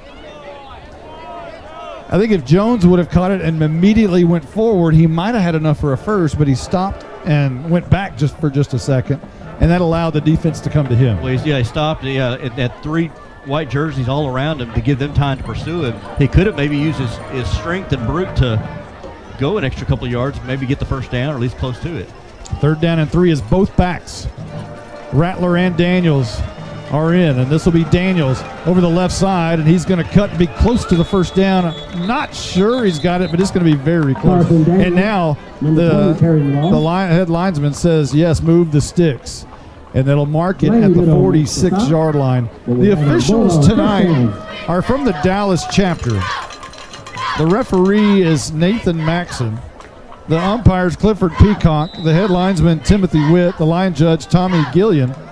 And the back judge Jeff Brixey. And the side judge is Brett Little. And a 1st down and 10 for Howe. With McNutt and Lopez near side, Jones and Huff up top. Haley in the gun, drops back 3 steps, fakes it, pumps it, throws deep down the field for McNutt, and he overshot him by about 3 yards. He pumped over near side to Lopez and just heaved it downfield. Trying to go for the home run ball there. Long one to McNutt, kind of maybe see if he can use his athletic ability and that height to go up and get one, but that was way over his head. And he had they had safety help there for the Lions coming over to just in case that ball was able to be caught. 5th play of the drive as the clock stops on the incomplete pass. 3:26 on the clock here in the second. Howe leading 20-14. The pistol look as Haley is going to toss to Rattler right side, and he's caught behind the line of scrimmage. Nothing doing there. It did not work. as Tackle for loss on the play. the defensive lineman Boston Cox was right in the face of Rattler. That's going to be a loss all the way back to the 42-yard line. Cox had great pursuit, had beat Walker there on the block, and got to Rattler on that pitch, and before Rattler could even get going, puts him 3rd and long. 3rd and about 14 for Howe. Rattler still in the backfield, giving Haley a breather. He drops back 5 steps, comes near side, looking downfield, and he's going to turn it and run, looking for a block. He gets out of bounds right about midfield, setting up a 4th down and an interesting 6 or 7 yards here. I think Blackjack Jalen's going to roll the dice here. I'm predicting he's going to go for it. He feels confident in his offense. 2:43 on the clock. If you score, if you give it to them here and they score, they can take the lead and take the football to start the second half. And Haley's going to go under center, drops the football, rolls out. He's going to try to turn the corner on it, and he shovel passes it down the field, and the whistles blow. And Coach Jay is not happy.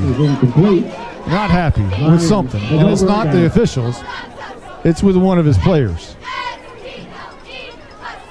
Yeah, I don't think that ball was supposed to be snapped, Marty. I think they're just going up to try to draw him off sides. I was wondering, they went up there I think they were trying to draw him off sides too. I thought that too, Carson. Yep, that was a mistake on the center. You get one of those from sophomores every so often, and that was a big one. So that'll be a turnover on downs. And Weatherford Christian now could be in pretty good shape if this turns out well for them. 2:37 on the clock. Big opportunity for the Lions right here. Man in motion, and they're going to hand off up the middle to Hyde, or is McCoy going to keep it? And he did, and they're going to gain 4 yards to the 46-yard line. Fake that fullback dive. Read that defensive tackle there, and as soon as he went through, he went right behind him there and got able to get a 4 or 5 yard gain on the play. So 2nd down and 6. Boy, if you're the sophomore, you better hope they don't score right here. And this is going to be O'Donnell on the jet sweep to the other side, and he's got some room. He dives towards the sticks. A great effort to try to pick up the 1st down and stop the clock. And they're going to mark him. Where are they going to mark him? Right, is it just shy? A yard shy. Is dove for the pylons at the 41-yard line. Well, even if they do score, there's still a lot of football left to be played. So 2:01 left to go before the Rapid Electric halftime show. 3rd down and 1 coming up for Weatherford Christian. Howe needing a stop. Suss comes near side. Slot T look. Under center goes McCoy. And McCoy's going to keep it around the left edge, try to bounce it out. He does. He has enough for a 1st. Not much more than that. Maybe 2 yards to the 38-yard line. They looked dangerous there for a little bit. He dropped back a couple of yards. When he only needs 1. He dropped back 2 or 3. But as you said, bounced outside and able to get the 1st down. Now remember, they don't have any timeouts. Clock stops to reset the chains. They have a minute 37, minute 36, minute 35 here. And they're not a high-powered offense. They can move the ball down the field very fast. I don't know about that. I've seen them move the ball. Well, yeah. Here's Ezra, a case in point, around the right edge, but he's stopped a great play on that edge. And that's Colin Young, who stopped him in his tracks for no gain. It'll be 2nd down and 10 at the 38-yard line. Well, let me revise. They're not a hurry-up offense. Okay, yeah. That they are. But we have a timeout call. Timeout call with the Bulldogs? Wow, that's interesting. A minute 14 left to go. And it's going to be 2nd down and long. And now, I'm not going to complain, but I'm a little chilly in here. Are you? I'm not complaining. Nope, I like it. It feels good right now to me. It does. It feels real good. So 2nd down and 10, left to right. As Weatherford Christian comes back out on the field. Was that an official timeout for an injury? I think that might have been one. That's what I think so too. Maybe it was an injury timeout. There you go. For Weatherford Christian, is that when somebody hurt? Yes. 2nd down and 10. movement before we can get underway here. A man was in motion, but this is O'Donnell, and he's going to catch a swing pass. Good for about 8 yards. Jackson moved a little early before the snap, but nothing was called there. I thought so too. I thought, yeah. I think we saw it up here in the booth for sure. Yeah, Jackson kind of took a step toward the quarterback from the slot. 40 seconds. And did not get called for it. Third down and about 3 for the Lions. Moving left to right toward the south end zone. At the Howe 31-yard line. Shotgun. McCoy's going to roll out right. One to throw. It's going to be caught by O'Donnell inside the 20-yard line. The clock is going to keep rolling at about the 18-yard line. There's 15. There's 14. But the flag was thrown, and it's going to be a holding against Weatherford Christian. So that'll wipe out the big catch and first down and push them back. And there's 11 seconds on the clock. They're either going to have to get Jackson to space on kind of a jet sweep or end around, or they're going to see if McCoy has the arm strength to get it to the end zone, which I'm not sure if he does. This may be the last play of the half. Ball's at the 40.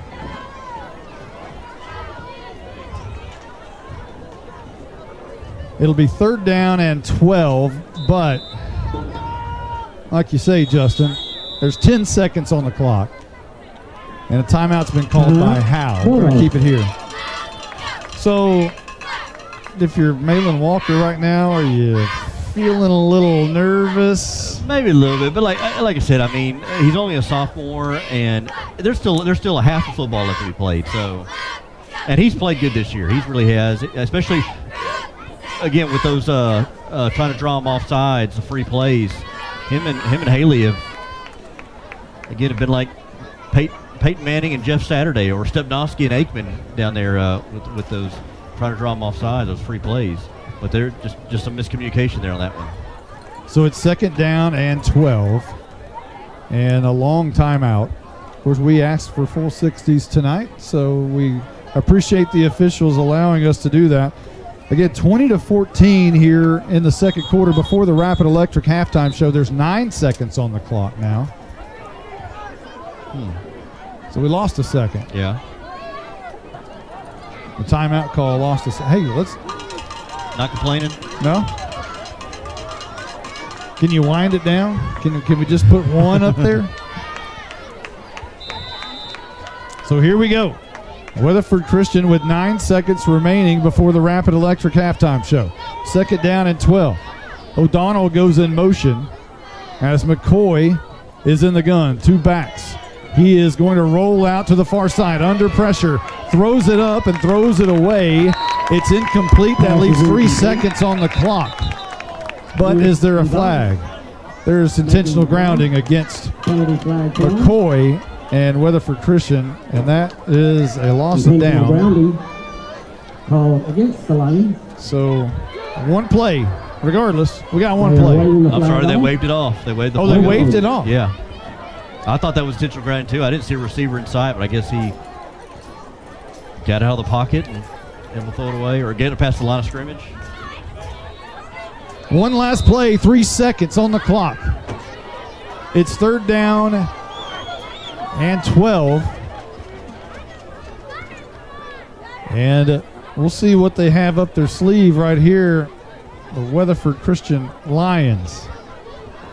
Only one other team in Parker County Howe has played, and that was Springtown back in 84 and 85. And here is McCoy hammering it deep down the field. It's going to be incomplete as Haley was the only one close to it. That is your first half with Howe leading 20-14, and not too bad. Not too bad. No. First half, there were some mistakes, but overall, anytime you take a lead to the half, you got to feel pretty good. Yeah, offense. 24 minutes. I think offense did pretty well. Did what it was supposed to.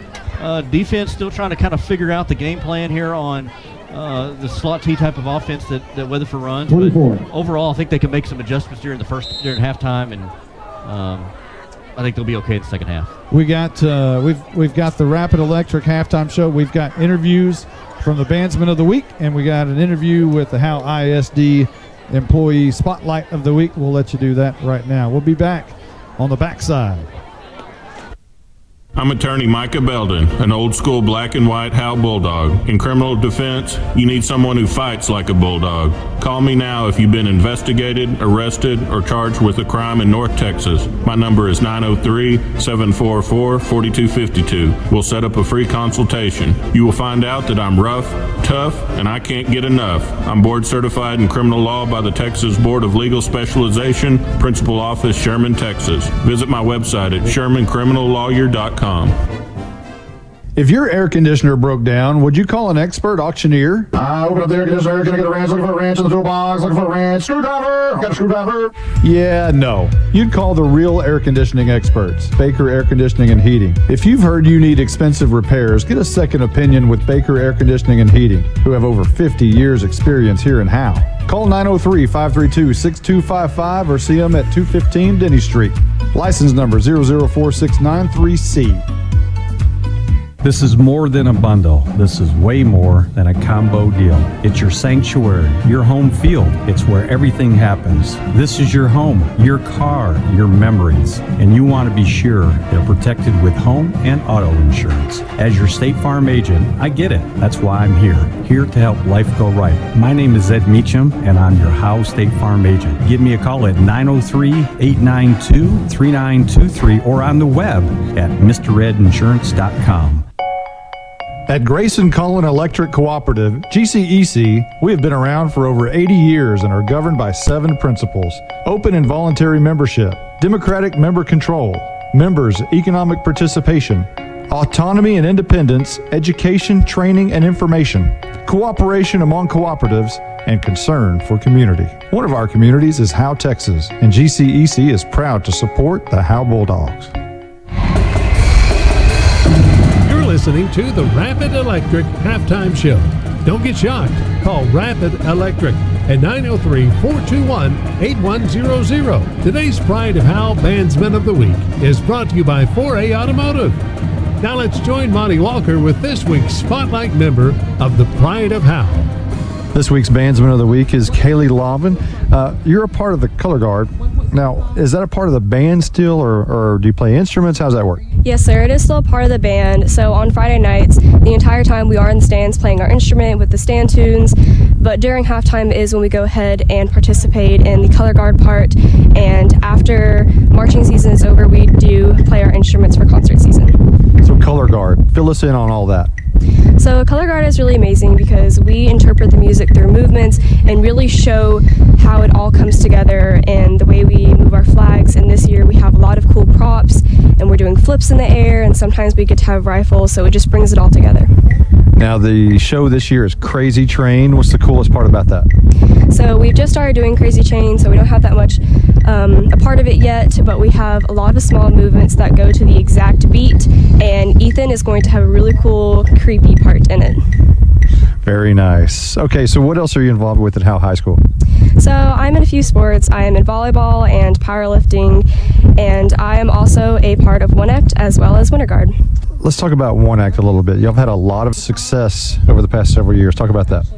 Yes, we have had many hours dedicated into One Act. We spent so much time really coming together and getting to know each other. Being quarantined sometimes can be hard, but we just all tried to come together as one and focus on what we can do to progress as the year comes. Your Winter Guard, what's the difference between Winter Guard and Color Guard? So Winter Guard, pretty much anybody can join, and we don't have the band playing. It's just a soundtrack, and you go to different schools and you compete on a floor with a mat, and it's just one movement to one song. Today's Pride of Howe Bandsman of the Week is brought to you by 4A Automotive. You're listening to the Rapid Electric Halftime Show. Don't get shocked. Call Rapid Electric at 903-421-8100.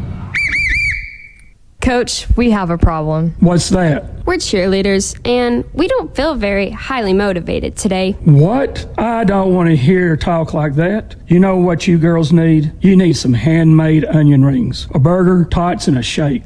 That actually sounds really good. Now are you motivated? Yes, sir! sir. This is how you Sonic. It's not just good. It's Sonic good. Whoa, those onion rings really bring the hammer down. This is Michelle Castle with Guild Mortgage, welcoming you to Howe Bulldogs football. Guild has been delivering on the promise of home to hundreds of thousands of people just like you for over 60 years. With a big heart and a desire to serve, we're committed to making life better in our communities. This is where we live, and we're committed to building it with you. Guild Mortgage is an equal housing lender company. NMLS 3274. Michelle Castle, NMLS number 231122. Branch address 714 North Travis Street, Sherman, Texas 75090. All loans subject to underwriting approval. Terms and conditions apply. Subject to change without notice. Independent Financial is proud to support Howe ISD and their hardworking students, teachers, and staff. We share your vision for a brighter tomorrow and a championship season. For every challenge, Independent Financial has you covered. Our team can suggest a wide range of financial products to make your personal banking fast and easy. Plus, we have the know-how to deliver the game-changing business banking solutions.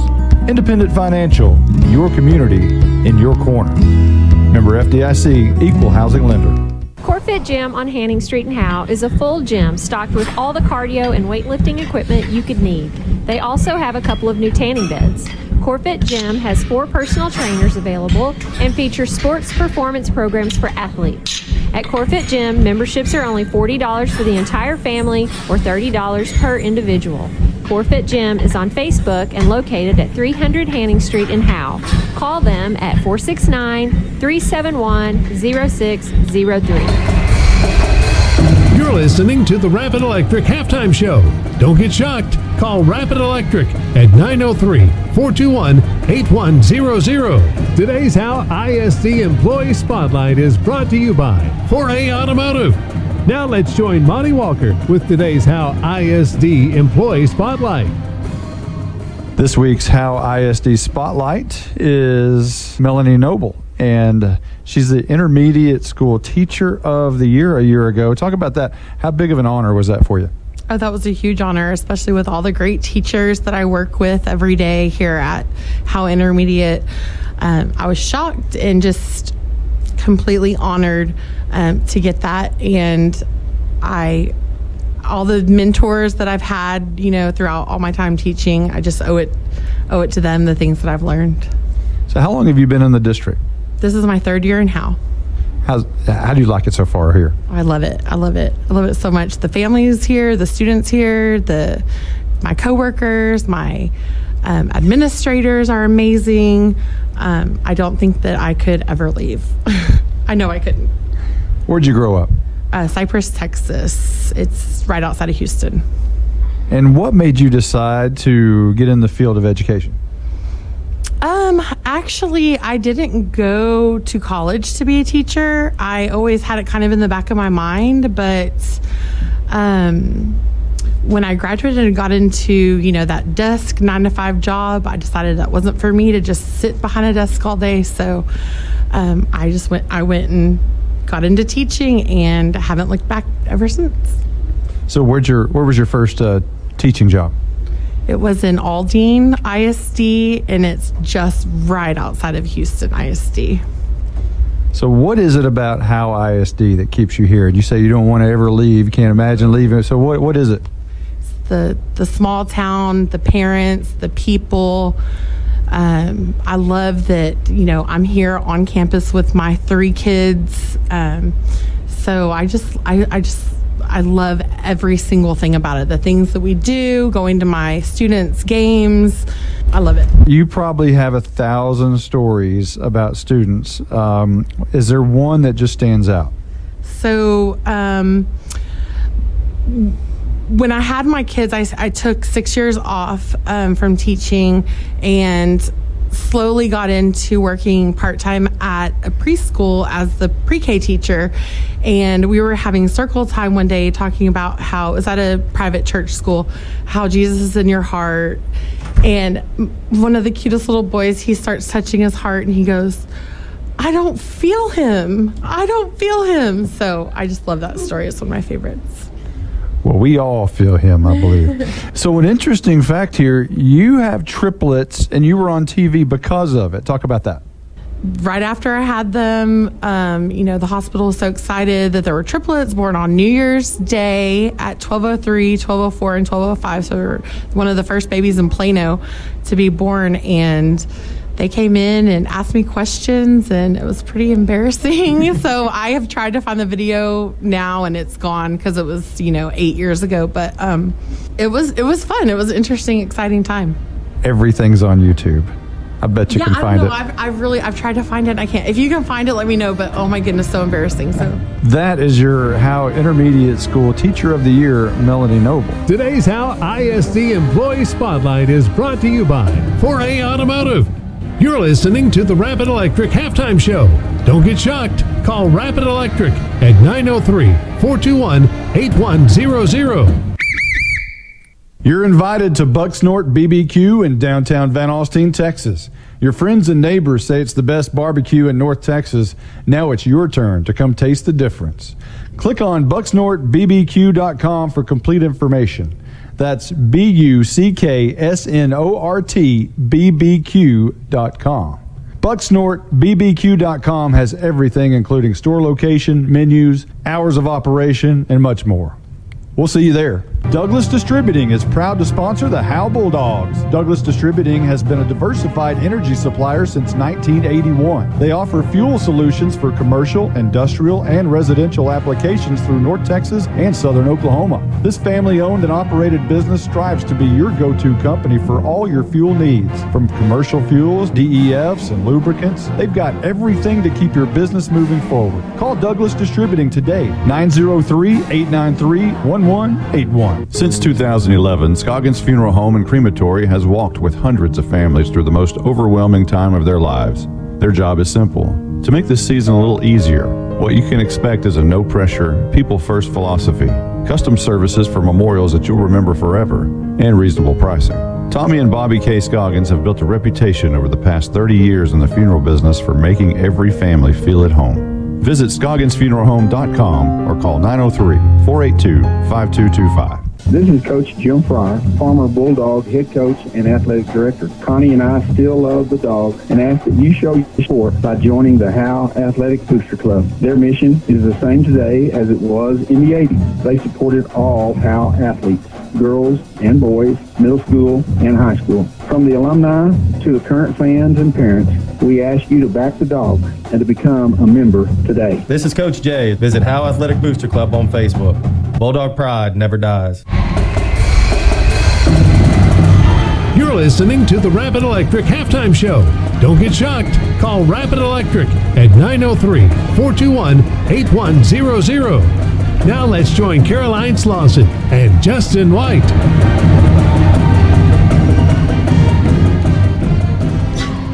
Hello. Hey, Justin, how are you? Hey, there you go. How you Oh go? my gosh, it's so nice to hear. Y'all have no idea. You having trouble hearing down there? I can't hear a thing. I cannot hear a thing. 20-14 at halftime here at Bulldogs Stadium. It is so nice to be back with y'all this week. I was bummed to miss last week, but I was listening. And first, I just gotta out you and Monty because we have been talking about grass and lawns. Oh man, don't get me started. We could do a segment on that if I'm not careful. So that's what we're talking about. No, I'm kidding. We're not talking about that. But so we've been talking about that for about 10 minutes. And if you're into your lawn, like my husband's into his lawn, our lawn too. Okay, we got to stop. Anyways, all right. So what are your thoughts on the game so far, Justin? You know what? The first part of it, I was a little bit concerned with the way that Weatherford Christian scored that first drive there. And I was like, uh-oh. Maybe I don't know if we expected that. And then Bulldog offense seemed to get on track, and they did pretty good. The defense, I think, is still trying to figure out this slot T formation here, this game plan that Weatherford Christian has. And they've had a couple of turnovers on their side. And once they not turning the ball over, they're moving the ball down the field. Yeah, pretty good. Not with ease, but they're doing it, and they're chewing up the clock. Now, Bulldogs missed an extra point earlier, so it's only a 6-point game. So you kind of hope that doesn't come back to haunt them later in the game. Right. I don't know if maybe they'll have to go for 2 later on if they were to score again. But one of the keys I talked about earlier on was letting a team like this hang around. A team that you're kind of favored in. letting them believe they still have a chance, and not just wearing them down and putting them away early. So that's a good point. Now, I mean, they're probably in the locker room right now thinking, hey, we're down by 6 and we've turned the ball over twice, and we're still in this. Yeah.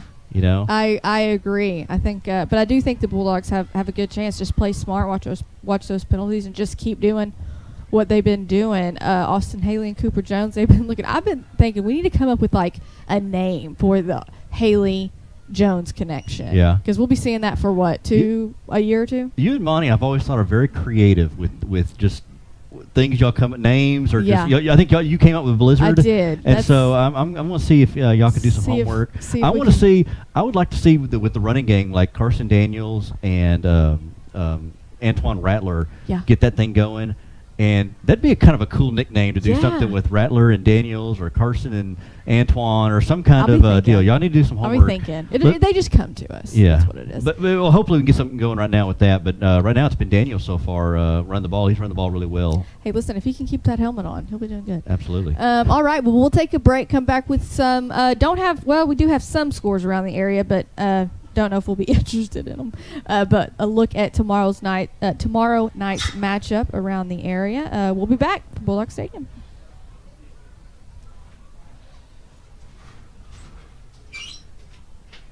This is Michelle Castle with Guild Mortgage, welcoming you to Howe Bulldogs football. Guild has been delivering on the promise of home to hundreds of thousands of people just like you for over 60 years. With a big heart and a desire to serve, we're committed to making life better in our communities. This is where we live, and we're committed to building it with you. Guild Mortgage is an equal housing lender company, NMLS 3274. Michelle Castle, NMLS number 231122. Branch address 714 North Travis Street, Sherman, Texas 75090. All loans subject to underwriting approval. Terms and conditions apply. Subject to change without notice. Independent Financial is proud to support Howe ISD and their hardworking students, teachers, and staff. We share your vision for a brighter tomorrow and a championship season. For every challenge, Independent Financial has you covered. Our team can suggest a wide range of financial products to make your personal banking fast and easy. Plus, we have the know-how to deliver the game-changing business banking solutions. Independent Financial, your community in your corner. Member FDIC, equal housing lender. CoreFit Gym on Hanning Street in Howe is a full gym stocked with all the cardio and weightlifting equipment you could need. They also have a couple of new tanning beds. CoreFit Gym has 4 personal trainers available and features sports performance programs for athletes. At CoreFit Gym, memberships are only $40 for the entire family or $30 per individual. CoreFit Gym is on Facebook and located at 300 Hanning Street in Howe. Call them at 469-3... You're listening to the Rapid Electric Halftime Show. Don't get shocked. Call Rapid Electric at 903-421-8100. Now let's join Caroline Slauson and Justin White. And we are back. Halftime at Bulldog Stadium, 20-14. Howe on top of Weatherford Christian. So we're going to look at some scores. Obviously, this is Thursday night, so not many scores to look at. The only one I have that may be people interested is Denton and Denton Ryan. 48-7 Ryan on top of Denton at half. Do you have anything that might be interesting? I don't. I'm trying to look through your scores there. I don't see anything that's just... I don't even know these people. So. We got some games tomorrow night that look pretty tasty. Holiday is playing Bells. Holiday's ranked number 5 in the state in 3A Division 1. They're playing at Bells tomorrow. That'll be a good game. Bells got a good team over there with Coach West. Let's see what else. Rockwell Heath, McKinney North. That'll be a decent game. McKinney's playing at Sherman tomorrow. Oh, cool.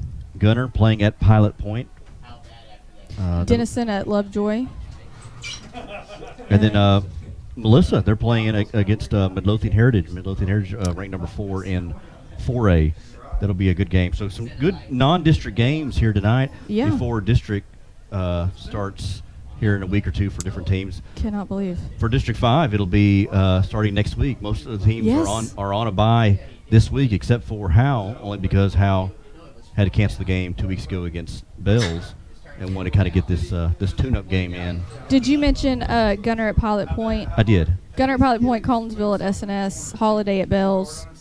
It says Detroit at Leonard, but that game has actually been canceled. Detroit had to cancel.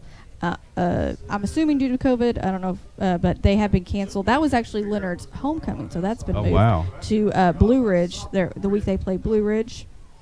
Van Alstyne at Gainesville. Am I repeating? I'm sorry. Como Picton's playing at Tom Bean tomorrow night. I did just see that. Is their field called the Alley? What? Where? At Tom Bean? No. Okay, I'm sorry. Never. They're not. They're playing somewhere else. They're playing. Is that a? I will tell you though, their school's off Joe Bob Lane. Yeah. But I was going to. I just happened to look at the Thursday night NFL score. Washington is beating the Giants right now, 14-10. If you're interested, I know us Cowboys fans are. All right, we are winding down. Well, still got about 3 minutes at halftime. Do we have highlights? Are we doing highlights? So we'll do highlights next. Let's take a quick break. All right. CoreFit Gym on Hanning Street in Howe is a full gym stocked with all the cardio and weightlifting equipment you could need. They also have a couple of new tanning beds. CoreFit Gym has 4 personal trainers available and features sports performance programs for athletes. At CoreFit Gym, memberships are only $40 for the entire family or $30 per individual. CoreFit Gym is on Facebook and located at 300 Hanning Street in Howe. Call them at 469-371-0603. You're listening to the Rapid Electric Halftime Show. Don't get shocked. Call Rapid Electric at 903-421-8100. Now let's join Caroline Slauson and Justin White.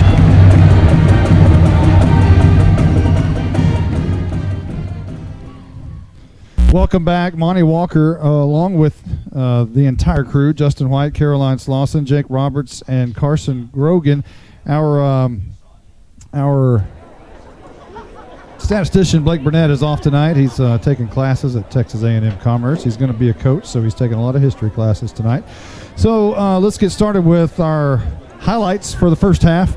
Howe took the ball first, but they had to punt. They did take it. They had an 85-yard run, but it was called back on a holding call, which gave Weatherford Christian the first opportunity to score after that. They took it at their own 47-yard line.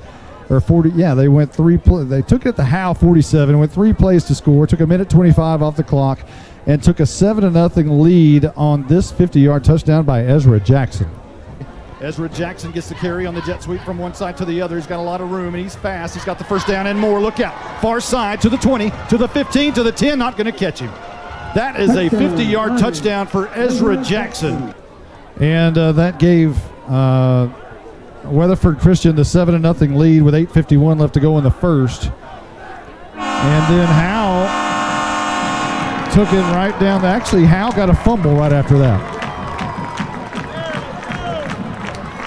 Howe took it down the field and scored 7 plays, 75 yards, and scored on a Haley to McNutt touchdown. He's going to fake the hand, throws it across the middle for McNutt in the end zone, and it is touchdown time in Texas. Right in between the U and the L in Bulldogs, and Howe is on the board. And they tied the game at 7 with 5:42 left to go in the first. Then they got the fumble. And this is going to be a fumble on the snap. Howe says they have it. No indication yet. Carson Daniels is pointing that way, and still no official word from the officials. And they ended up with it. Then they Howe took it from that point with 8 plays, 47 yards, scored on a 6-yard touchdown from Haley to Huff. Third down and goal from the 6-yard. And Haley is going to give to Rattler around the left edge. He's spun out. No, he throws, he faked it, and threw it to Huff. It's touchdown time in Texas. What a fake. Houdini Haley. We're going to have to get back to that at the end of the game because Caroline and Justin were long-winded tonight and took all of our halftime show. To think we were thinking we weren't going to have enough time, or we were no, enough content. I know. I'm teasing. So here's the Tech Wave kickoff, going to be taken by O'Donnell, and he'll nearly make it to midfield at the 45-yard line. Back for the line. Wesley Eames. All right, here. So Weatherford Christian will start at their own, they're going to spot this thing, about 47-yard line here to start the second half. Up, down 20-14 to the Bulldogs. So Howe will take it first, and Weatherford Christian will take it first and 10 from their own, what was that, 47? Yes. And we're just underway. We can't do that anymore. We're going to do highlights first. Yes. And a man moves up front. And now it'll be, it's McCoy actually comes up with the ball. And they'll actually call it against Howe. Or are they going to back it? No, it's against Howe. That'll move it across midfield. They'll spot it at the 48-yard line. So it'll be first down and 5 from the Howe 48. Yeah, I don't like being rushed right before half. Everything, tech wave feel like you're all kickoff off and everything. And hit it, yeah. Got to go into it smooth. First down and 5 for Weatherford Christian. Slot look, and McCoy's going to keep it right up the middle, and he's going to be brought down by Antoine Rattler and others. Right in the middle, of course, was Luis Gonzalez, who's always got a nose for the football. They'll push it to the 46, setting up a second down and about 3. Boy, nothing complicated about that. Just snap the ball to McCoy, and he gets behind Cox and the 2 dittos on each guard, and just plow his way up for about 4 yards. He gets a second and manageable here. Second down and about 3 as McCoy goes under center, 2 slots. Ezra Jackson comes in motion. They give it to Hyde over right tackle, and he's brought down by Colin Young, but not after he picks up enough for the first down. Also there is the freshman Charlie Vera, but the Lions have a first down at the Howe 40 to start the second half and are on the move with 10:58 left to go in the third rather. Interesting to see how each team makes the adjustments, kind of a chess match between the offense and defense for both sides here. Right now, the Lions are just kind of running straight at them right now. First down and 10. And the receiver coming out near side is going to be low. And here's a handoff to Hyde again. Left tackle, hard to bring down. McCoy kept it over left guard. Flags are down at the beginning of this play. McCoy is down after about a 4-yard pickup, but let's check the flag. False start against the Lions, so back it up. Well, sometimes when you get men in motion in this slot T, you get somebody to jump early, and it looks like I guess that's what the Christian did. Isn't this booth just a little bit interesting? I mean, at one moment you're freezing to death, and another moment it immediately goes to like 90. It is pretty hot. It goes from like 60 to 90. Amazing. And here is O'Donnell on the end around, and he'll gain enough before he's gang tackled to about maybe the 40-yard line. About a 5-yard gain. It'll be second down and 10 for the Lions. Try to get around an Ezra Jackson block, cut it back inside, and maybe could have kept that outside. He had more room to run back around there, but puts him in a second and 11. That's what you want to do again with this type of offense, is put him in long situations, put him back behind the sticks. They'll actually spot him at the 41, bringing up second down and 11. McCoy and company will come to the line of scrimmage. Jackson, the slot on the left side, moving left to right towards the south end zone. He goes in motion. They give it to him, coming near side, looking for a block, and he's stuck at the 40-yard line by Wesley Inge. Inge lowered the shoulder and popped him after maybe a 1-yard, 2-yard gain. And you got to be careful because Inge broke that collarbone back in 7-on-7 this summer, but he didn't care right there. He lowered that shoulder and took him right down. Went around the right side there, pulling guard, left guard, Braden Ditto leading the way, and there Inge was mano-a-mano to Jackson and hit him right there for about a 2-yard gain. Third down and 9. And McCoy will be in the pistol look, and a little movement by O'Donnell early, and this one's going to be moving back 5 yards. That's not O'Donnell, that was Hyde, as Hyde just flinched a little bit. So we'll bring it back 5. It's hard to tell O'Donnell and Hyde apart because they're both about the same stature. One wears 5 and one wears 6. And when these jerseys bunch up like that, you can't tell if it's 5 or 6, and they look about the same. So it's going to be 3rd down and about 14 for Weatherford Christian. Split out wide is Coggill to the left. Near side is Suss. Pistol look by McCoy, and he'll roll out right behind Ezra Jackson, trying to find a block, and he's going to lower his shoulder. He has a lot of room, and he has enough for a first down, I believe, past the 30, and goes out of bounds as they move the sticks. He just sprinted towards the far sideline. Yeah, it was just a quarterback keeper all the way. Wouldn't even roll into pass, just went to his left, designed run there for McCoy and got a lot for the first down. You didn't want to let him out of that, a 3rd and 14 situation, and you got him a first down, fresh set of downs, and they're still in Bulldog territory. 1st and 10, left to right goes the Lions. Again, a pistol look with Jackson dotting it. He'll get the carry right up the middle. Squirts through and spins over a defender for about 7 yards. As now they're knocking on the door right here at the 23-yard line.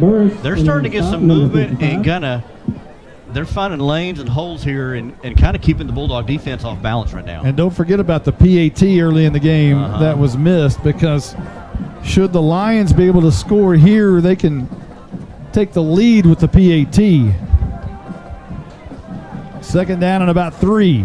Same pistol look with Jackson in the backfield. He gets the carry up the middle again, bounces it out to the left. He's got a lot of grass in front of him, and the turf monster might have brought him down at about the 8-yard line. It looked like he was headed for pay dirt, but fell down at the 8. That or maybe Austin Haley. I don't know, one of the two. The turf or Haley was able to just get a shoestring tackle or something that stumbled Jackson at the last minute. Otherwise, he was off to the races and would have been in the end zone. It'll be 1st and goal from the 8 for Weatherford Christian.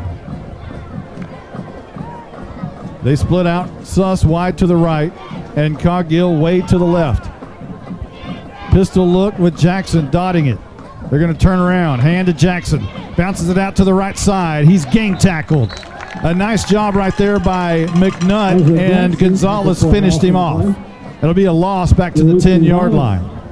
Yeah, they didn't look right from the beginning. Yeah, kind of maybe a stretch play. I'm not sure. They're trying to hand off inside. And good job there by Gonzalez and McNutt to shed their blocks and gang tackle them.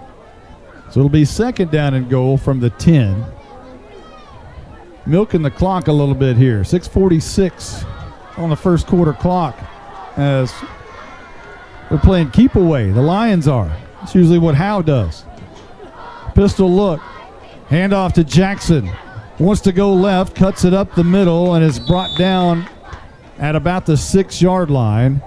Jackson once again. And that's going to be Aiden Burris on the stop. 55, and they'll spot it at the 6. So it'll be 3rd and goal from the 6 on the 10th play of the drive coming up. I wonder if you'll see a jet sweep or some kind of design run around the edges. That's where the Bulldogs have had trouble containing Weatherford Christian. So 3rd down and goal from the 6.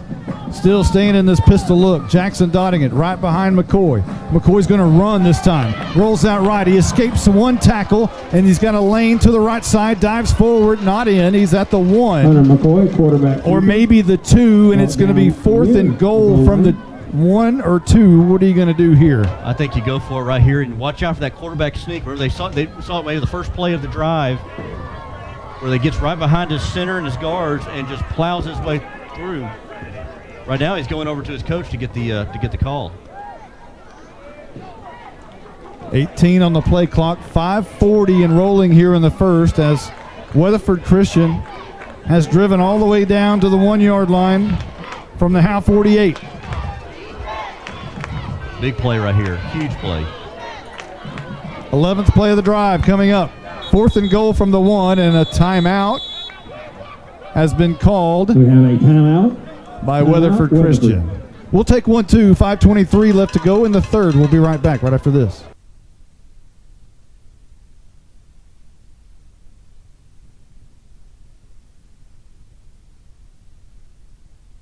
To come taste the difference.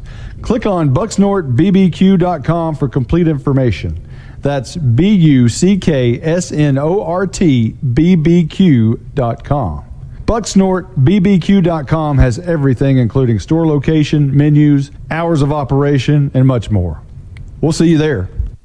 Douglas Distributing is proud to sponsor the Howe Bulldogs. Douglas Distributing has been a diversified energy supplier since 1981. They offer fuel solutions for commercial, industrial, and residential applications through North Texas and Southern Oklahoma. This family-owned and operated business strives to be your go-to company for all your fuel needs. From commercial fuels, DEFs, and lubricants, they've got everything to keep your business moving forward. Call Douglas Distributing today, 903-893-1181.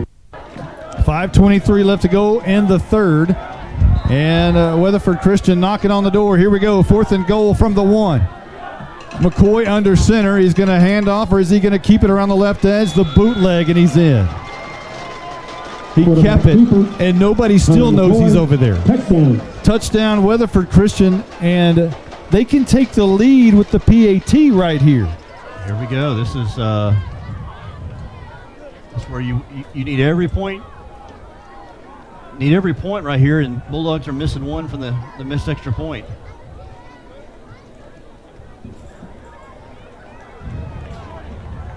Cogdill to try to boot this one through and give the Lions the lead, and he does. 21-20.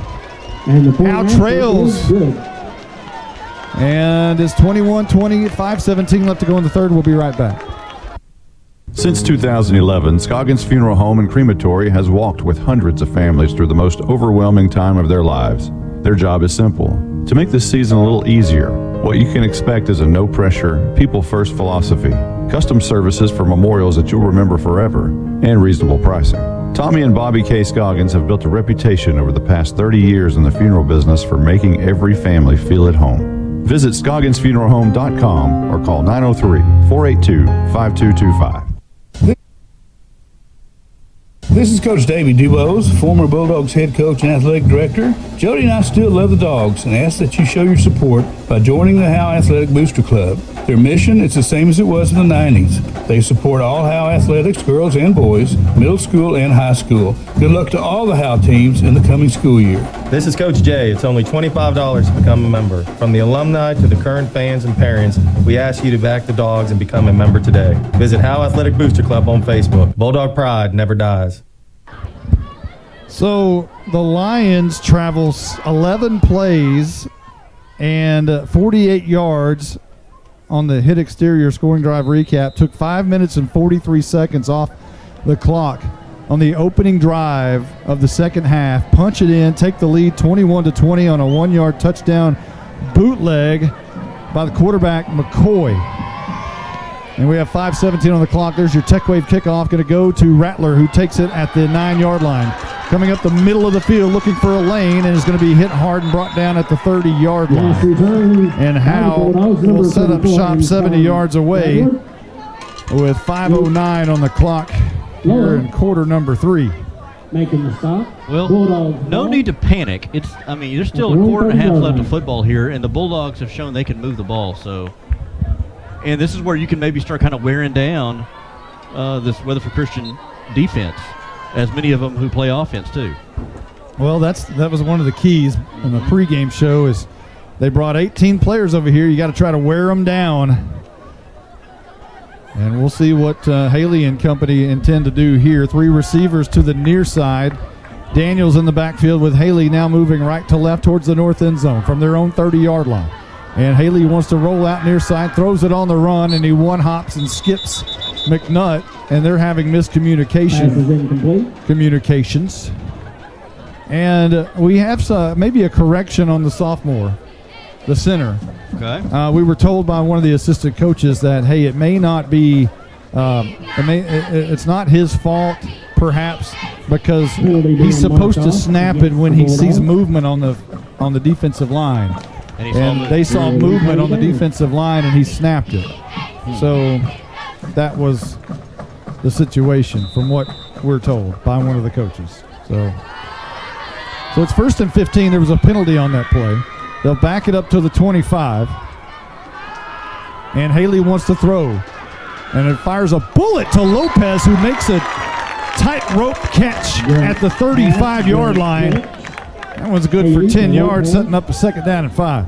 We had eyes on Haley there, and coverage was 22, Rylan Young, but also in front of Lopez was number 4, Hunter McCoy, and it was just right over the outstretched hands of McCoy.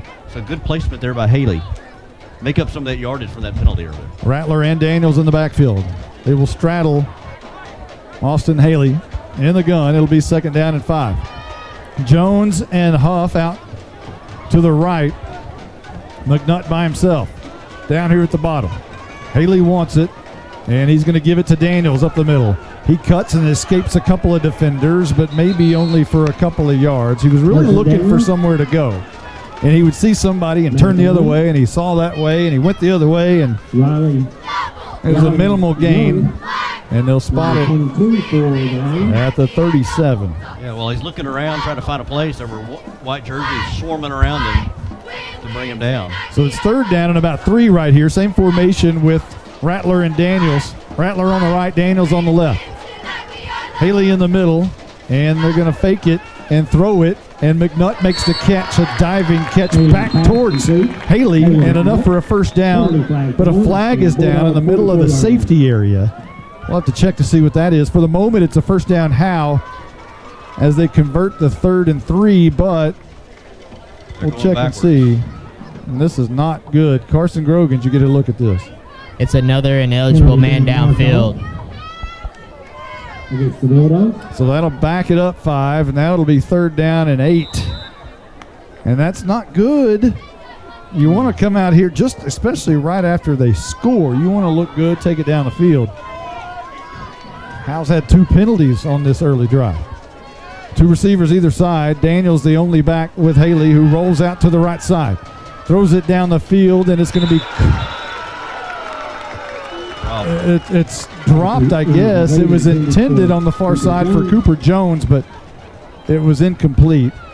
I thought for a moment it might have been picked off. Yeah, I say dropped, or it was knocked away there by Luke Lowe. Luke Lowe was right there in coverage. So it may have hit Jones, and Lowe knocked it out to make it incomplete. But that brings up fourth down now. Well, it's punt time for Howe from their own 32-yard line. And that's not the start they wanted here in the beginning of this third quarter.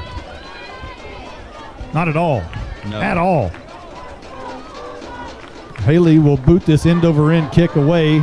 It'll bounce and go down and be killed by Lopez, who should have just let that thing roll a little bit more. I think it would have gone maybe another 4 or 5 yards, but it stops at the 37-yard line, which is where Weatherford Christian will set up shop. Let's talk down on the sidelines to Caroline Slauson.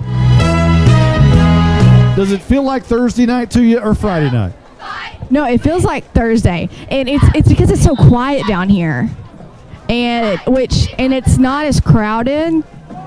But I mean, does it feel like a JV game? Okay, kinda. Yeah, I'm sorry. I know you don't like to hear that. Nope. But it does, with the stands over there being empty. Yeah. There's nothing wrong with JV games. So Howe creeping on this first down. Thought they were going to blitz, and they were. I thought they were going to jump across the line of scrimmage, but Weatherford Christian able to pick up maybe about 3 yards there on that first down. But there was movement all over that front line. Boy, and Hunter McCoy kept that, and here come Austin Haley from a strong safety position, looking like Darren Woodson or Roy Williams or somebody, because he came and took out McCoy rather quickly and with authority. Do you think he may be spying the quarterback at this point? Maybe at this point. QB on QB. Second down and about 7 for the Lions, moving left to right under center. And McCoy's going to keep it around the left edge. I think he drew Howe off sides. He breaks it a tackle, and Rattler will bring him down on the Howe side of the field at the 42-yard line. And I don't see a flag. Everybody just stopped. I think it was Charlie Vera who may have jumped across the line of scrimmage, but McCoy took it, and I think they were waiting on a flag. Nothing happened, no whistles, and he just took off running.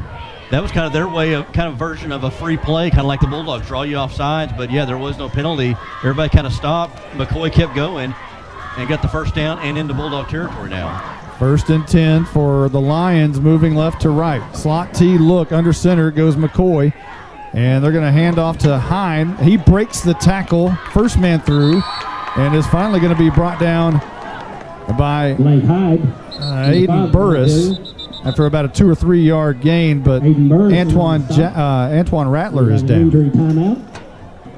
And now he's up on his feet, but there for a moment he was laying down on the ground. His helmet came off, so he for sure has to come off the field. I don't know what happened. He got popped pretty good, though, I think. Cooper Jones coming off the field. I feel like this Weatherford Christian offense is starting to get more comfortable. They're starting to move the ball. Well, you remember Howe capitalized on a turnover there in the first half. Or they actually had 2 turnovers in the first half. Second down and 7 or 8, 7.5. McCoy drops back in the gun. Going to turn around. He's going to hand it to O'Donnell, who breaks free. Look out, 30. Makes a man miss down to the 25-yard line. And move the sticks again for Weatherford Christian. They're not very big, but they've got these guys, O'Donnell. They've got Jackson, even Hyde. They're not very big, but they're fast. They kind of, maybe a slower version, but kind of like Colby Lewis from last week. They're just quick and shifty and just can run. Not as fast as Lewis. Lewis from Sanger was he run lightning. I looked at his 100-meter time, and it was. Oh, really? So he does run track. Yes, he does, and he runs it well. Really? Let's say it's a 10-point something in the 100 meters. And here is O'Donnell going to hand off to Hyde around the right edge, looking and slipping for a defender, and finally is brought down, and a flag is down. I think that's going to be the area of holding. It is holding. It is going to be holding against Weatherford Christian, and getting up slowly is Hyde, the ball carrier. Or no, that's O'Donnell. Again, it's the same 5 and 6, and they're the same stature. You can't tell who's who. And O'Donnell will come off the field, and Ezra Jackson will come on the field.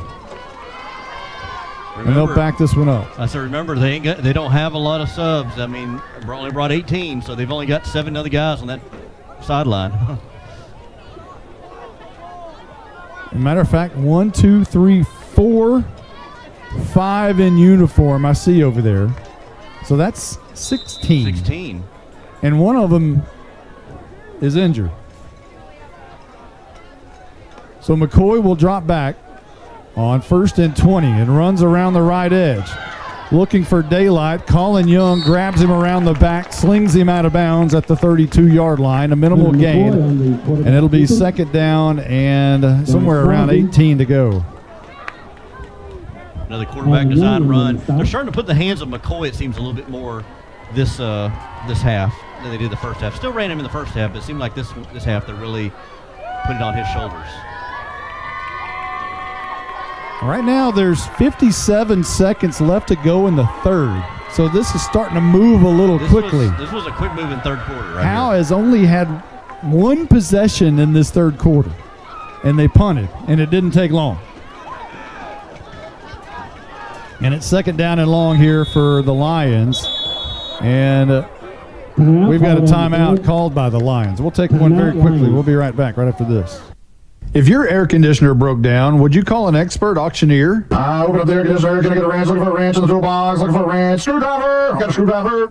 Yeah, no. You'd call the real air conditioning experts, Baker Air Conditioning and Heating. If you've heard you need expensive repairs, get a second opinion with Baker Air Conditioning and Heating, who have over 50 years experience here in Howe. Call 903-532-6255 or see them at 215 Denny Street. License number 004693C. Welcome back.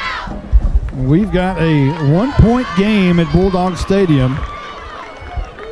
And it's not in the favor of the Bulldogs for the moment. And Weatherford Christian just called a timeout. And there's dialing something up, here on second down and about 18 at the Howe 30. There's conversations being made of, hey, get a halfback pass. Well, And that's another thing. If you're Weatherford Christian, you better utilize your timeouts. Yeah. If you only have so many amount of players, you got to keep them fresh. And that means burning timeouts maybe when you don't want to.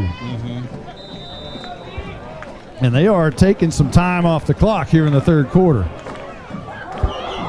owned basically all of it here in the third. Man in motion is O'Donnell. They fake it to him. Throwing deep down the field. McCoy looks up, and it's going to be picked off. Austin Haley does it again inside the 10 at the 7-yard line. Haley, his second pick of the night.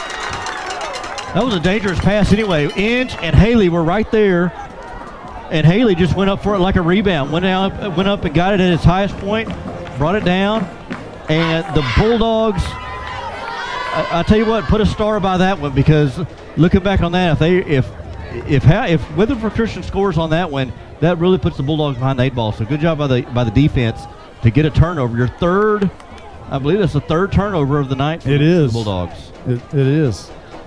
The bad part is Howe will start at their own 8-yard line. Got 92 to go. They've done it before. And here's Haley, and he'll throw a quick pass out. It's going to be incomplete, looking for Lopez, maybe just a tad bit high. Luckily, that was not picked off.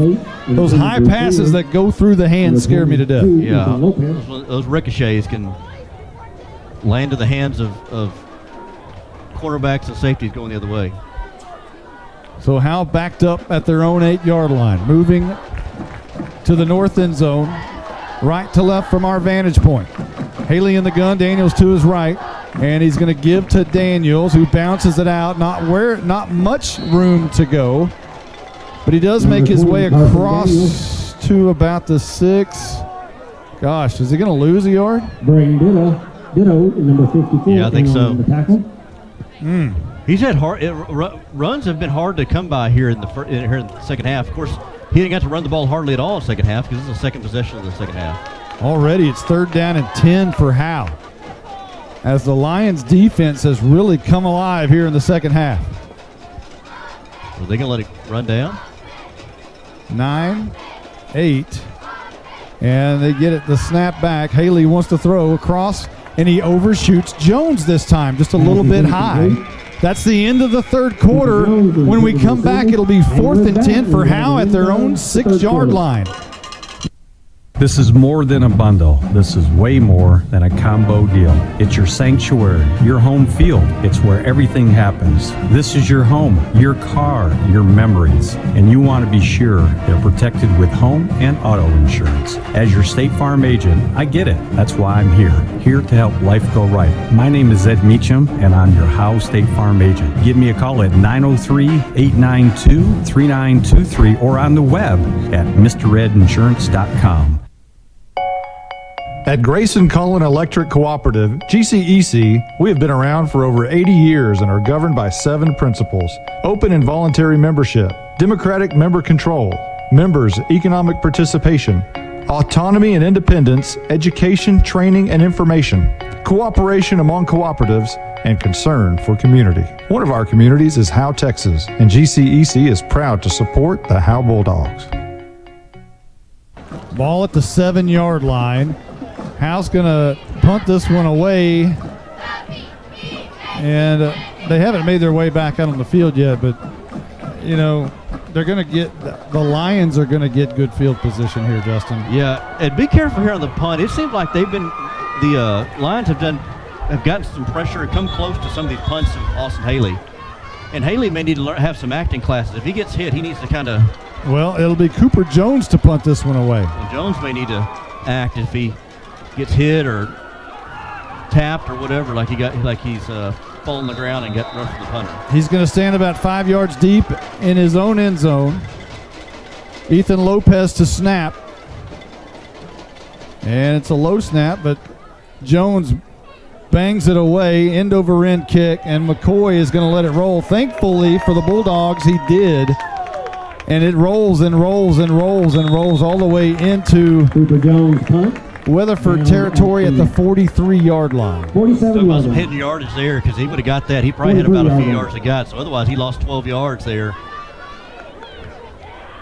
If he would have fielded that, he probably could have got an extra 5 or 7.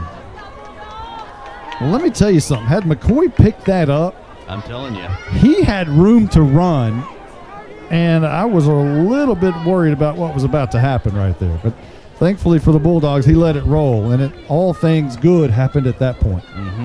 1st and 10, however, right to left. Go the Lions. Cogdill split out wide to the near side. A pistol look. This will be a handoff to Jackson, right side. Bounces it out. Escapes a tackle of Carson Daniels. And room to run on the far side. Pushed out of bounds by Antoine Rattler. Boy, Rattler pushed. He almost pushed him to the Rattler, track. number 34, making the tackle. And they'll push him out of bounds at the 50, I believe is where they'll spot it. And they do. They lay it down right at the 50-yard line. A 7-yard gain by Jackson brings up second down and 3. You got to figure out a way to stop the run because if they're going to, you've placed them in situations where they have to throw, and that's not their strong suit. But running the football is. And the handoff right here to Hyde. No, McCoy kept it up the middle. He's got enough for the first down at the 45-yard line. He does a pretty good job himself with the read option. Faking the handoff there and putting it in his own hands. The Lions, and he's getting a little bit more Bird, comfortable. It seems to be running a little bit more aggressively.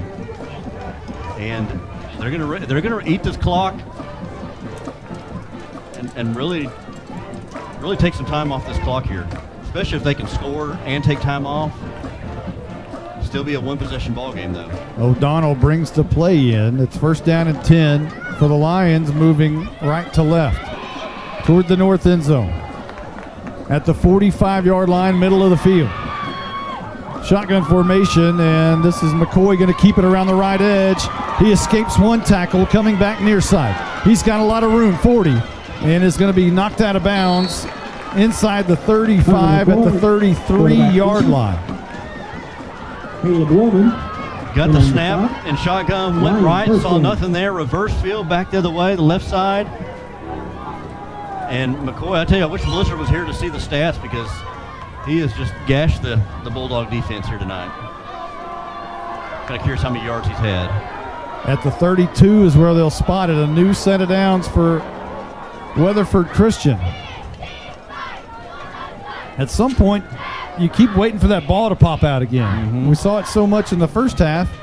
Howe really needing a turnover, and it looks like Howe may be the ones that are getting gassed right here.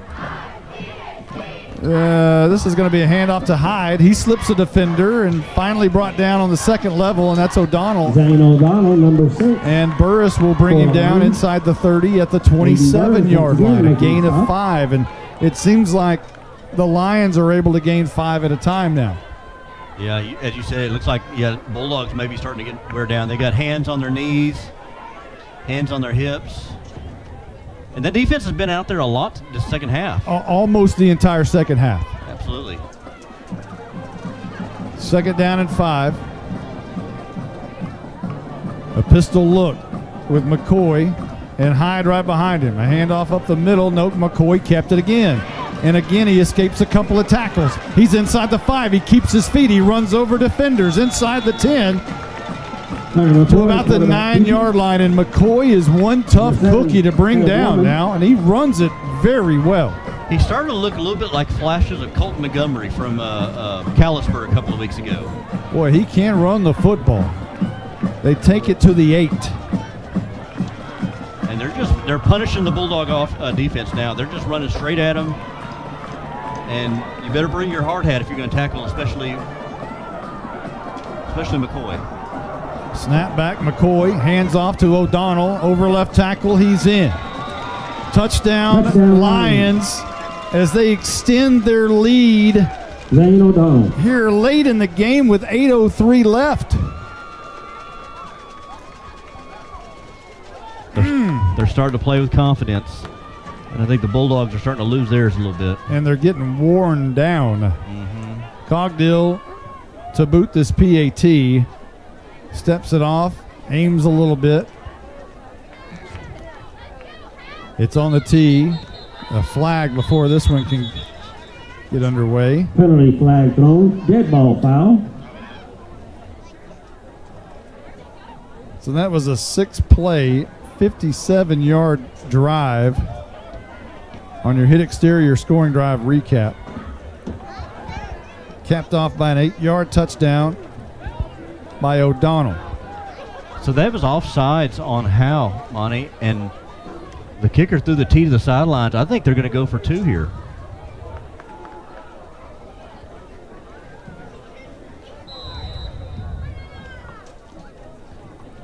Well, it appears that they will. So here's McCoy. They can make this a 2-possession ball game if they get the 2 points. McCoy will be in the pistol. Jackson right behind him. And McCoy's going to run it himself, and he's going to be tackled by Luis Gonzalez from behind. Behind the line of scrimmage. So that kind of benefited Howe right there. Daniels making the tackle. As it remains a 7-point game. That gives them life. Still in it.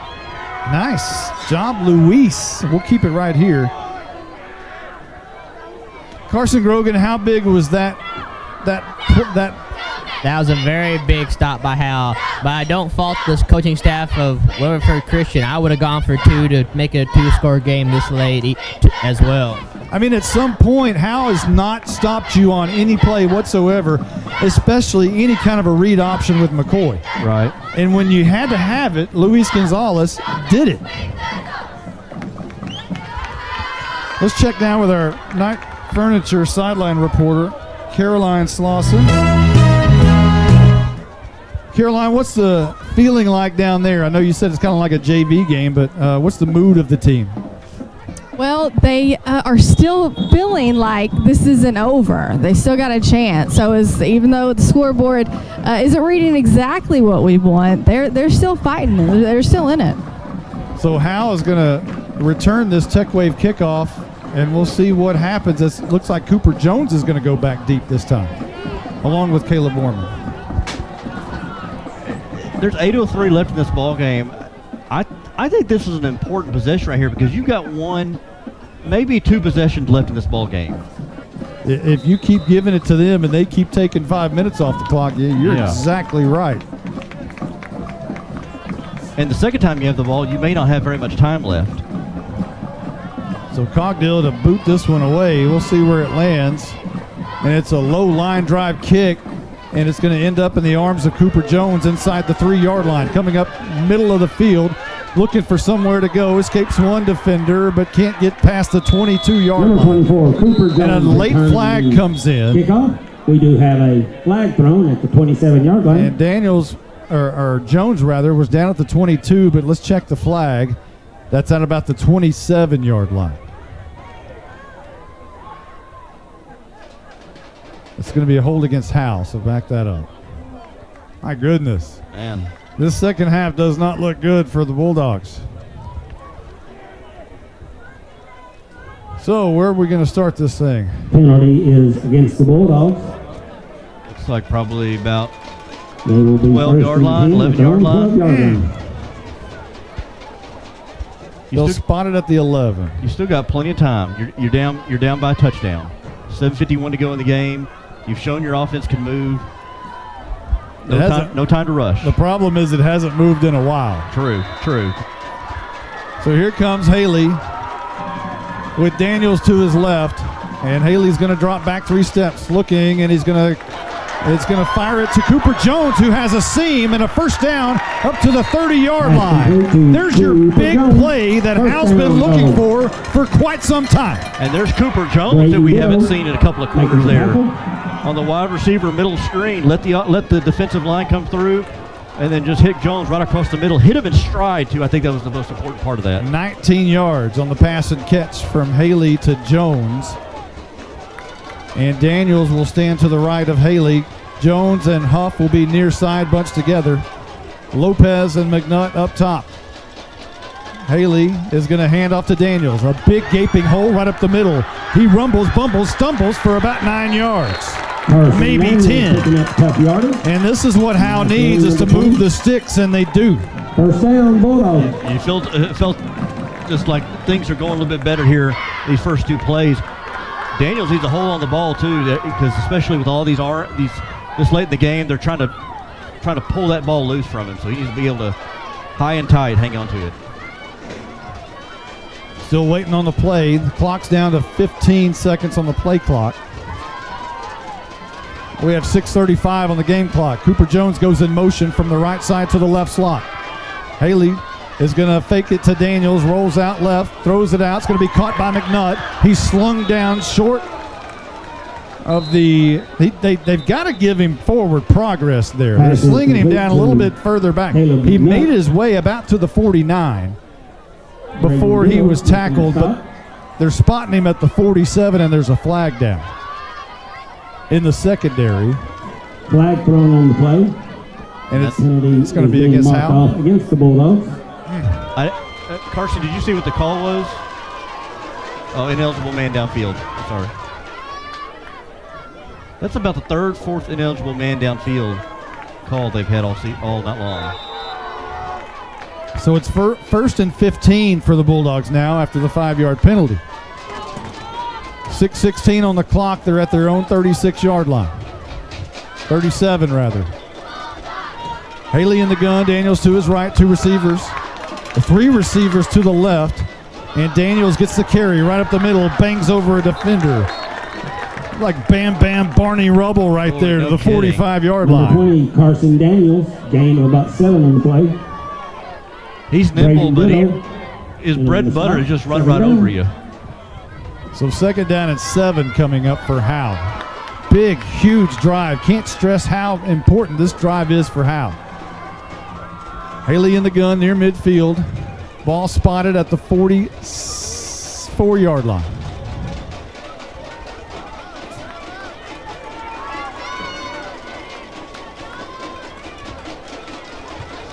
Haley wants it. Daniels to his right. Drops back 3 steps, looking to throw. A bullet across the middle, and it's incomplete. Looking for Huff right on the right hash. Pretty good defense by Cogdill, the cornerback. And it falls incomplete, and now it's 3rd down and 7. Yeah, Cogdill there in coverage, kind of a deep slant, and he had protection. Haley did, but the thing I thought was he watched him. He kind of had his eyes on him the whole time. Cogdill read his eyes. 3rd down. 3-man front for the Lions. Haley looks to the side, now has the play. Daniels to his right. Haley drops back 3 steps, now flushed out right. Looking down the field, under pressure, nowhere to go with it. He's just going to run with it. And he's going to be tackled right at the marker. Right at the 1st down marker. I think Haley got it, and he did. What a tough run by the junior quarterback, not known for his legs. Well, he rolled out. He looked downfield as long as he could for somebody. Avoided a tackler coming at him. I believe that was 52. I believe that was Cox coming at him, and then just went right down the Howe sideline on the Bulldog sideline, and just went and lowered his head and got the extra yard for the 1st down. 1st and 10, new set of downs for Howe, moving left to right. Daniels will switch sides and go to the left side of Haley. Man in motion is Cooper Jones. They fake the jet sweep to him. No, they gave it to him. And he shoves a man down, coming back to the near side, and he's finally horse-collared out of bounds. He somehow got back for about 1 yard gain, but it was incredible that he didn't lose 5 or 7 yards right there. Yeah, he went back there. He was in jail back in the backfield. I don't know how he got out of that. He just wrestled his way out. I mean, like he was trying to take down a horse. 2nd down and 9. What Haley and Howe has not been able to do is get Weatherford Christian to jump off sides and get a free play. They've not been able to do that tonight. 2nd down and 9. Haley drops back quickly, fires right side. Huff makes the catch inside the 40 at the 39-yard line. It'll set up a 3rd down and about 3. Gibson Cogdill. And I don't know if he got out of bounds. Lions, 3rd down. Looks like he did not, or he did. 4:51 on the clock here in the 4th quarter. Howe trails by 7 in Weatherford Christian territory. And now it appears that an official timeout's been called. Timeout on the field. 3rd down and about 3 right here for Howe, and this is so crucial. And now the players are coming to talk to Coach Jay about it, and now they're walking back on the field.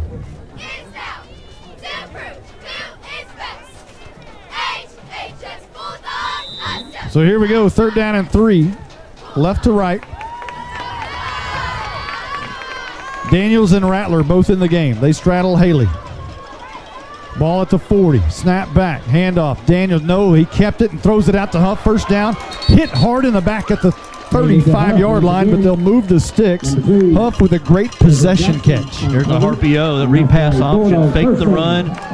Saw that Huff had some space on his side between him and his defender. Quick comeback route there and able to get the first down. 9th play of the drive coming up, and a fresh set of downs for Howe. Moving left to right. 1st and 10. Clock winding at 4:23. Haley is going to fake it to Rattler, and the ball's on the turf.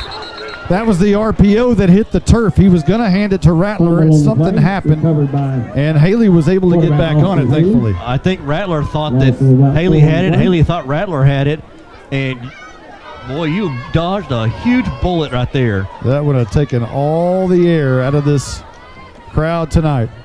But a 4-yard loss as Haley jumped back on it at 2nd down and about 14. 2 receivers to either side. Again, they look to the side,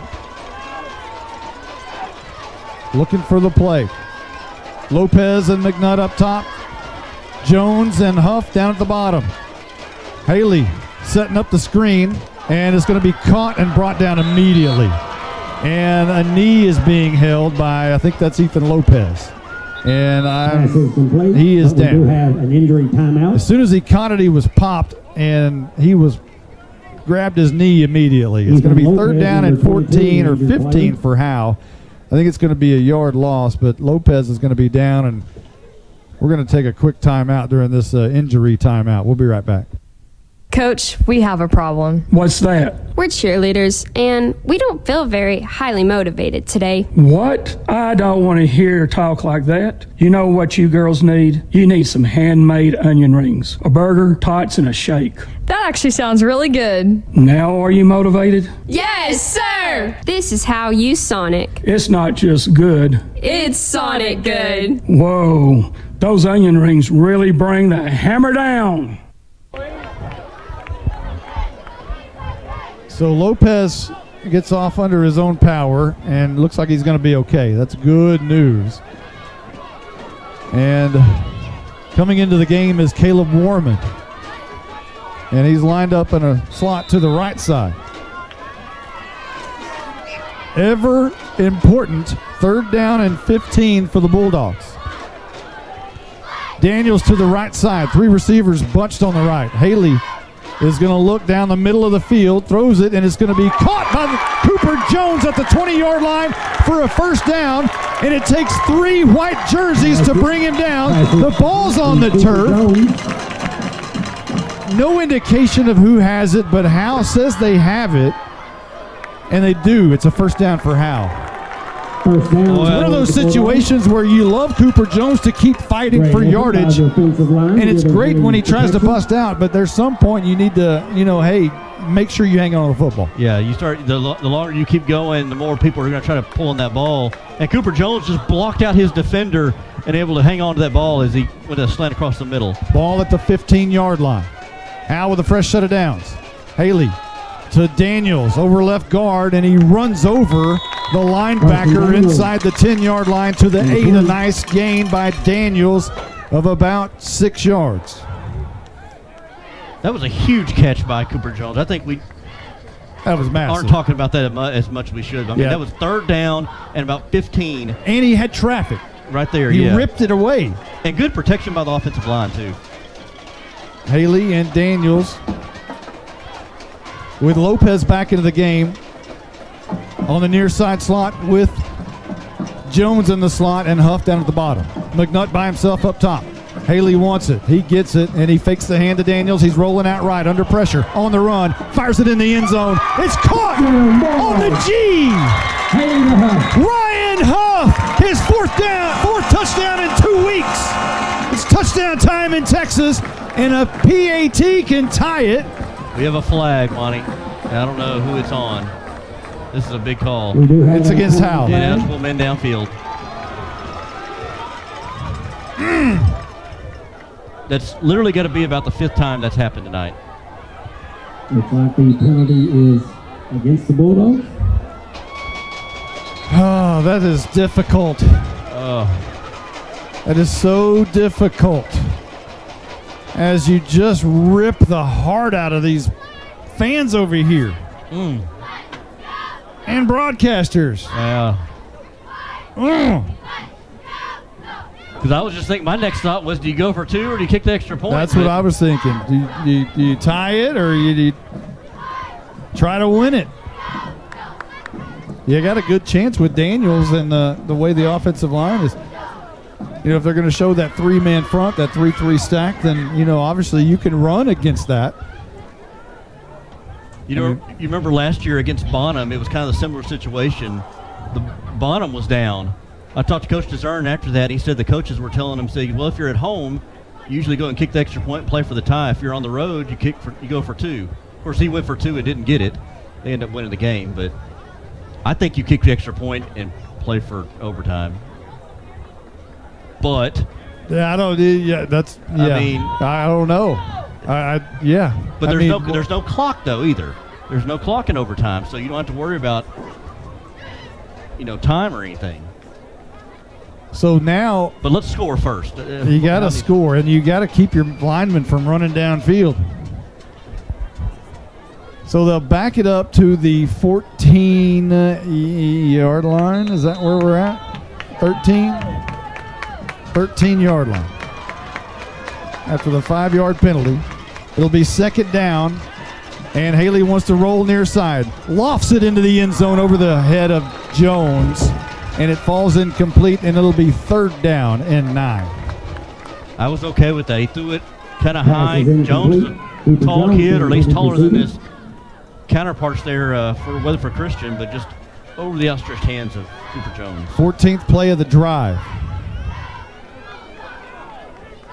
And boy, these Dallas chapter officials are tight on that man downfield, aren't they?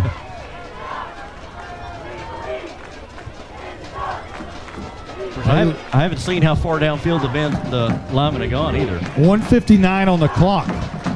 We're getting to the end of this thing. Handoff. Daniels up the middle. Skirts and escapes free to about the 8-yard line, 7-yard line, close to a first down. And boy, this is a big play. It's also the 15th play of the drive coming up. And it's fourth down and about 3. The ball game. Lopez and McNutt up top. Jones and Huff. Haley runs under center, and the right guard jumps off sides for Howe. The freshman, Charlie Vera, moved a little early. Instead of 4th and 3, it'll be 4th and 8. He just flinched. Yep. They were trying to get them to jump off sides, maybe get a free play out of it. And it worked in reverse. It worked in reverse. So back to the 13.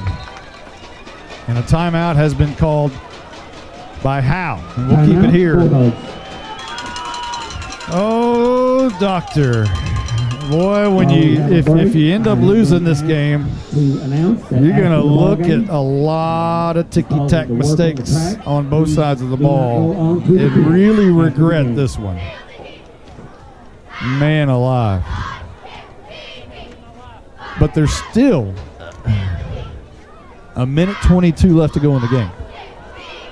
And you don't have to score right here, but you can pick up a first down at about the 5. I think that's the important thing right now to think about is, obviously you need the first down, but if you get it, you've got 4 downs to get 4 yards. But you got to convert this 4th down, or it's church. So here's your ball game for the Bulldogs. Basically, a minute 22 left to go in the game. Ball at the 13-yard line. Howe facing a 3rd down and about 8. Haley in the gun with Daniels to his left. McNutt all alone up top. Haley looking that way, firing in the end zone, and it's knocked away, incomplete. And the Lions will take over on downs. And McNutt is very unhappy. He wanted a flag. Didn't get it. And Howe has been turned away by Weatherford Christian with 1:17 left to go in the game, trailing 27-20. It was a good play, McNutt, on an out pattern. But coming through there was O'Donnell to knock it away at the very last minute. I mean, O'Donnell almost came out of nowhere, put that in extra gear and come in there and knock it away. 1:17 on the clock. And Weatherford Christian will take it from their own 14-yard line. Now you just hope for a bobbled snap. You got to have something crazy happen now. McCoy will go under center, and he bounces out, and he has some room, and he escapes the tackle before finally being brought down by Austin Haley at the 17-yard line. And that's a gain of 5 yards, and a timeout's been called by Howe. Bulldogs. So let's talk to Caroline Slauson down there. Looks like people are piling out of here. Maybe Caroline piled out of here. No, I see her. She's still with us. Can y'all hear me? Yes, hear you now. we were saying it looking like people are piling out of here. Yeah, listen, I over here on the, what is this, the south, north? I don't know. South. Anyways, south end. And I'm seeing some Bulldogs grimace. I know just it's getting rough. So I just hopefully let's just end this and get out of here healthy is really the... Well, I'm still hoping for some kind of miracle at this point, and if something does happen, it would be a miracle at this point. Well, it's a tough one. It is a tough one. They botched a snap tonight, so I mean, this is what I could hope for. Second down and goal, or 5 rather. It feels like second down and goal, and they'll just go in victory formation there and take a knee with 59 seconds left. All out of timeouts. The clock's going to roll. 3rd down and 7 for Weatherford Christian, as they're going to milk this one as much as they can. 19 on the play clock. They'll just roll this sucker down. 41 on the game clock. It's 3rd down, so they got a couple of ways of doing this. They're going to snap it. And they can just run this thing out. They take the knee right there, and this ball game is in the books. And Howe has lost 15 in a row now. Ouch. Dating back to 2019 with a 42-6 win over Lone Oak here at Bulldog Stadium. That seems like a million years ago. Oh, this one's gonna sting. You had it. And that's the ball game. 27-20. 27. Weatherford Christian makes that drive over on Highway 51. It's a beautiful scenic route over here, and it'll be dark, but it'll be a beautiful ride back home for them as well. This is a big win for the Taps Christian School, and they're going to have a joyous ride back to Weatherford. The Bulldogs, however, have got to lick their wounds and figure out how they're going to do this against Pottsboro in a week from now. You got an extra day, but if you won this game, you had a chance of having all kinds of confidence going into next week. Right now, their heads are going to be really down all over this game. Yeah, I mean, I'm almost lost for words here, Monty. This one is tough. You brought them in with a team that's in their second year of 11-man program. They kind of match up well with you, and you had a chance to maybe beat them, and as you said, have some momentum going against Pottsboro. But the adjustments, I think the adjustments made in the second half. I think we talked about letting them hang around, and you let them hang around. They made the adjustments second half, only allowed Bulldogs have maybe 3 possessions, and then they took advantage of their possessions. Yeah, it wasn't many. Just heartbreaking for those kids out there. This was an opportunity for them to win a football game, and instead it's 15 in a row in the loss column for Coach Jay and the Howe Bulldogs. And but again, you got to lick your wounds. You don't have time to feel sorry for yourself. You've got to get back up. District starts next week. Pottsboro's not what they were, but you got to figure out a way to stop the Pottsboro machine. Because let's say one thing about the Cardinals, Matt Poe's been over there for a long time, and they basically come out of the womb knowing what they're going to be, whether they're a slot receiver or a cornerback or both or a fullback or a quarterback. But it's just they're going to be tough. I don't care what they did with Gunner. They took a week off. They're going to be tough, and you've got to prepare for Pottsboro as if they're still Pottsboro. Yeah, they're one of the better teams in the district. Like I said, they are down this year, so if you were going to beat them, this would be the year to do so. But the other thing too is, I don't want to be negative Nancy here, but or Debbie Downer, but they're not there's going to be some hard teams here coming up on the schedule besides Pottsboro. You got Pottsboro, you got Winsboro coming up after that. You got Mount Vernon later in the season. Rains will be tough. Commerce has a lot of speed on that team. Bonham's offense is moving pretty good. But it's going to be a tough district coming up here in District 5. Our final score, 27-20. Howe loses to Weatherford Christian. This is the Ann's Realty post-game show that you're listening to right now. I'm Justin White alongside Carson Grogan. Monty Walker's gone down to the field. His son plays on the team, so he's going to go down there and take a picture with him. I got Carson here with me. Carson, this one's a tough one, man. Very tough. But Bulldogs played their hearts out. They played tough, and just Weatherford hit Christian had a little bit more at the end there. Yeah. On their final drive, I believe the Bulldogs were going to score, but just like it seemed like all night, penalties just bite them at the end. I think I'm pretty sure we had like six or five ineligible men downfield, and I couldn't see how far down the linemen were going, but that seemed to be a problem all night long. And it seemed like the offense for Weatherford Christian really got moving here in the second half. They were really starting to move off, get off the block snap the ball and get off their blocks pretty well, and really able to steal their will on the Bulldogs. And it looked like at times the Bulldogs were getting tired, and they were the ones being wore down, not Weatherford Christian.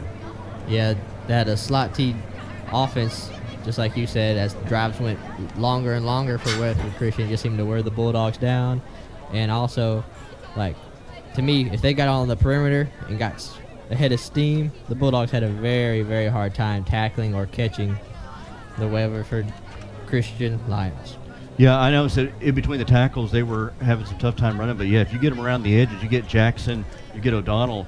Those guys were quick and tough to tackle. And then when you got used to that, then you run Hyde in between the tackles. He was one of the ones who was having success. And then I think Hunter McCoy, the quarterback, he kind of put that team on his arms in the second half. Yeah, he did. He performed very well in the second half. And they're between the tackle power game, I found really interesting, at least in the first half, when McCoy would fake a handoff to Hyde. Yeah, Hyde. Hyde would actually be the lead blocker. Mm-hmm. He'd just follow him through that hole. Yeah. So if they thought Hyde had it, he'd get tackled, and McCoy would just go take the other hole.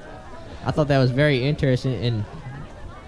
And I think that's the thing about that slot T. It's so hard to prepare for because not a lot of teams run it. Everybody runs the spread these days, but that slot T is so tough to prepare for because not very many people do run it. And there's so many misdirection. There's so many guys going out wide, and you get speed like they have, and you get a quarterback who's athletic as he is, as McCoy was, and it just kind of baffled the Bulldogs' defense. Yeah, and also, just like you said, it baffled the Bulldogs. It gets your defense thinking really hard about who's going to get the ball. Just like Howe had a couple offside encroachment flags today, just because they're expecting the snap and jumping off sides. Let's take a break real quick, and then we'll come back here for the Ann's Realty, the rest of the Ann's Realty postgame show. This is Michelle Castle with Guild Mortgage, welcoming you to Howe Bulldogs football. Guild has been delivering on the promise of home to hundreds of thousands of people just like you for over 60 years. With a big heart and a desire to serve, we're committed to making life better in our communities. This is where we live, and we're committed to building it with you. Guild Mortgage is an equal housing lender company. NMLS 3274. Michelle Castle. NMLS number 231122. Branch address 714 North Travis Street, Sherman, Texas 75090. All loans subject to underwriting approval. Terms and conditions apply. Subject to change without notice. Independent Financial is proud to support Howe ISD and their hardworking students, teachers, and staff. We share your vision for a brighter tomorrow and a championship season. For every challenge, Independent Financial has you covered. Our team can suggest a wide range of financial products to make your personal banking fast and easy. Plus, we have the know-how to deliver the game-changing business banking solutions. Independent Financial, your community in your corner. Member FDIC, Equal Housing Lender.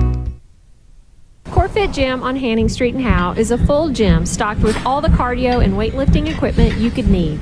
They also have a couple of new tanning beds. CoreFit Gym has 4 personal trainers available and features sports performance programs for athletes. At CoreFit Gym, memberships are only $40 for the entire family or $30 per individual. CoreFit Gym is on Facebook and located at 300 Hanning Street in Howe. Call them at 469-371-0603. You're invited to Bucksnort BBQ in downtown Van Alstyne, Texas. Your friends and neighbors say it's the best barbecue in North Texas. Now it's your turn to come taste the difference. Click on bucksnortbbq.com for complete information. That's BUCKSNORTBBQ.com. BucksnortBBQ.com has everything, including store location, menus, hours of operation, and much more. We'll see you there. You're listening to the Ann's Realty Group post-game show.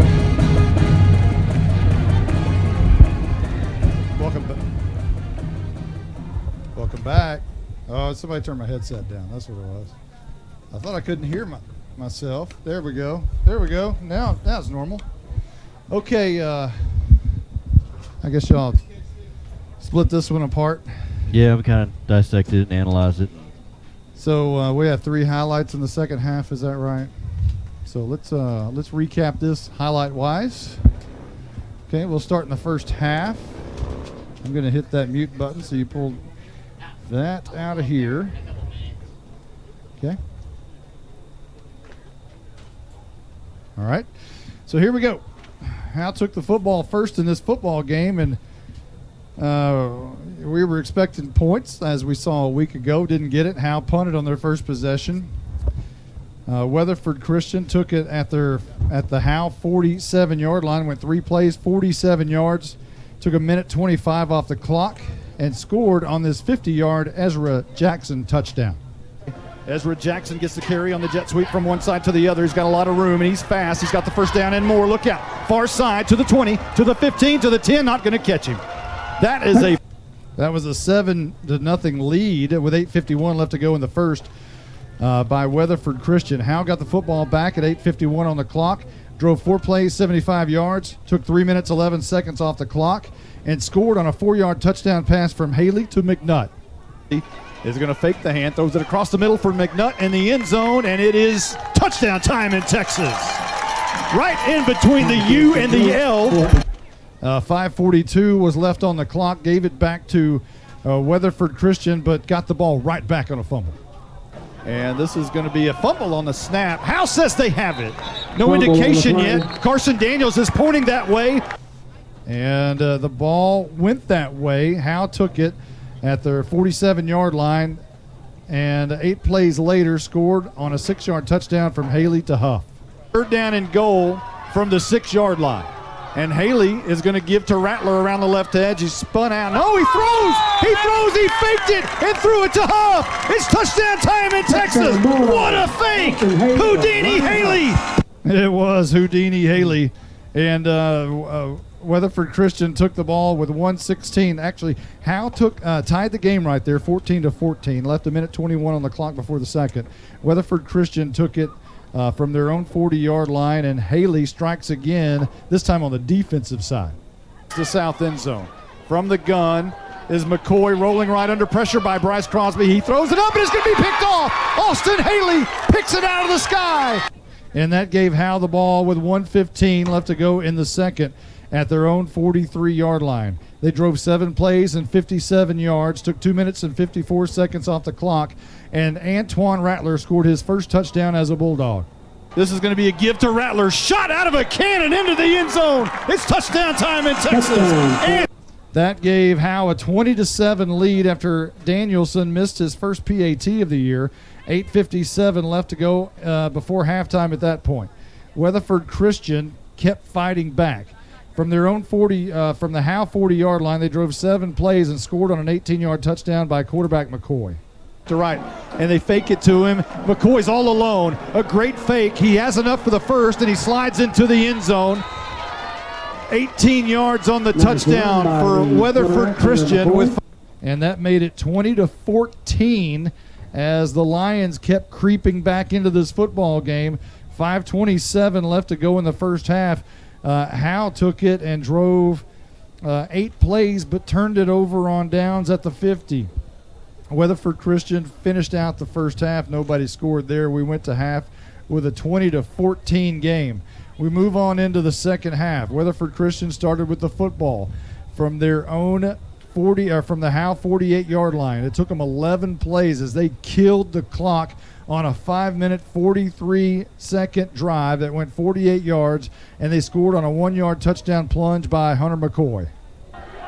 McCoy under center. He's going to hand off, or is he going to keep it around the left edge? The bootleg, and he's in. Touchdown, Weatherford Christian. That gave them the lead with the PAT, 21-20, with 5:17 left to go in the third. Howe had to punt on their next possession, but Haley picked off another pass. As O'Donnell, they fake it to him, throwing deep down the field. McCoy looks up, and it's going to be picked off. Austin Haley does it again. And that gave Howe the ball at their own 8-yard line with 50 seconds left to go in the third, but they had to punt. Gave the ball back to Weatherford Christian, and they went 6 plays, 57 yards, and scored on an 8-yard touchdown by O'Donnell. Snap back, McCoy, hands off to O'Donnell, over left tackle, he's in. Touchdown, Lions. And that gave us our final score, 27-0. Howe went on a 15-play drive from their own 11 all the way down to the other 13, actually scored, but it was called back on another one of those down the offensive line, down the field penalties, illegal man downfield, which they had about 4 or 5 of tonight. And one of them actually took points off the board, which could have tied the game or even won the game.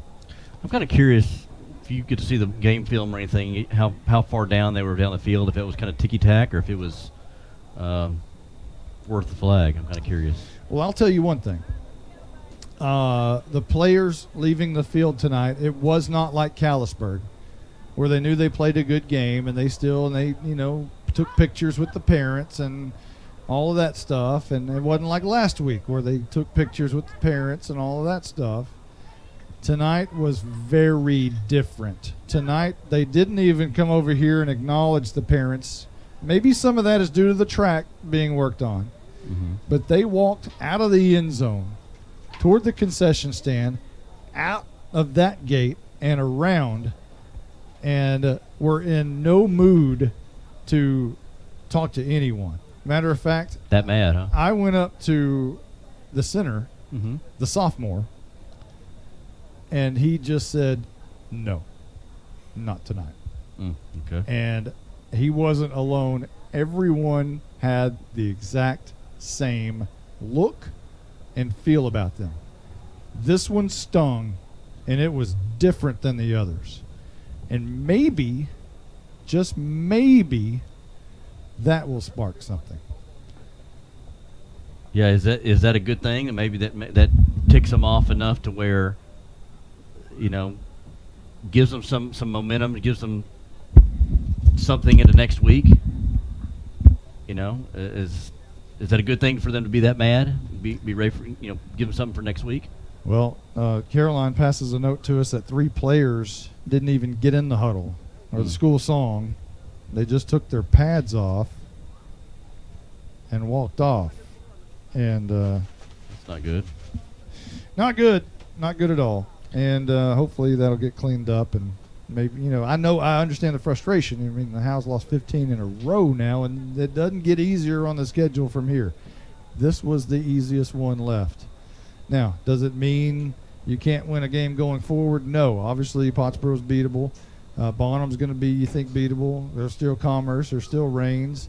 And if Howe is able to turn the corner here, perhaps we look back at this game. And being the eternal optimist that I am, maybe this is the point where you can look back at some point and we'll replay this clip and say, hey, this was the moment where everything changed. And this is where they came together. Because if you don't come together after this football game, you may just disassemble. You better either come together or you're going to fall apart. You're at that point right now. This is basically rock bottom right now. It is. It is. And you say fall apart. You've got a whole season still to go, so you can't. I mean, it's too early to fall apart now. It's way too. We're not calling an intervention right now. No, but something's. The players understand that this is different, and you felt that with them a moment ago. So, and I think the thing is, it's not that the Bulldogs don't have talent. They got some talented kids on this team. Very talented. And I'm not putting on coach or anything. It's just, And on the offensive side of the ball, the other team sometimes just plays well. The penalties, the illegal man downfield was not called for 2 weeks. All of a sudden tonight, it's called 5 times. Right. So, did they change? Are they going further? Who knows? That's something that game film will have to tell. But it's one of those things that the district is going to say, hey, watch Howe on these bubble screens, because it's going to be they're going to go into every game saying, hey, watch this. Keep your eye on this illegal man downfield. Yeah. It's going to happen. So Howe's going to have to clean that up in one way, form, or fashion. So, hey, for everyone who's been a part of this one, it was a tough loss tonight. It's a Thursday night. The bad thing is we got to go to work tomorrow. Yep. So, hey, for everyone who's been a part of this one, including Caroline Slauson, our sideline what do you say? Our sideline reporter extraordinaire. Extraordinaire. For Carson Grogan, our typical engineer, but he did some microphone duty tonight. We like that. Blake Burnett, we wish he was here tonight to do our stats. We don't have stats for you tonight. Jake Roberts running our engineer and highlights, doing an outstanding job. And, of course, the magnificent Justin White on lead guitar. So, hey, and we're going to get out of here. I'm Monty Walker. We'll see you next Friday night right here again. It's Pottsboro. The Cardinals are coming in, and Howe hasn't beaten the Cardinals since 2010.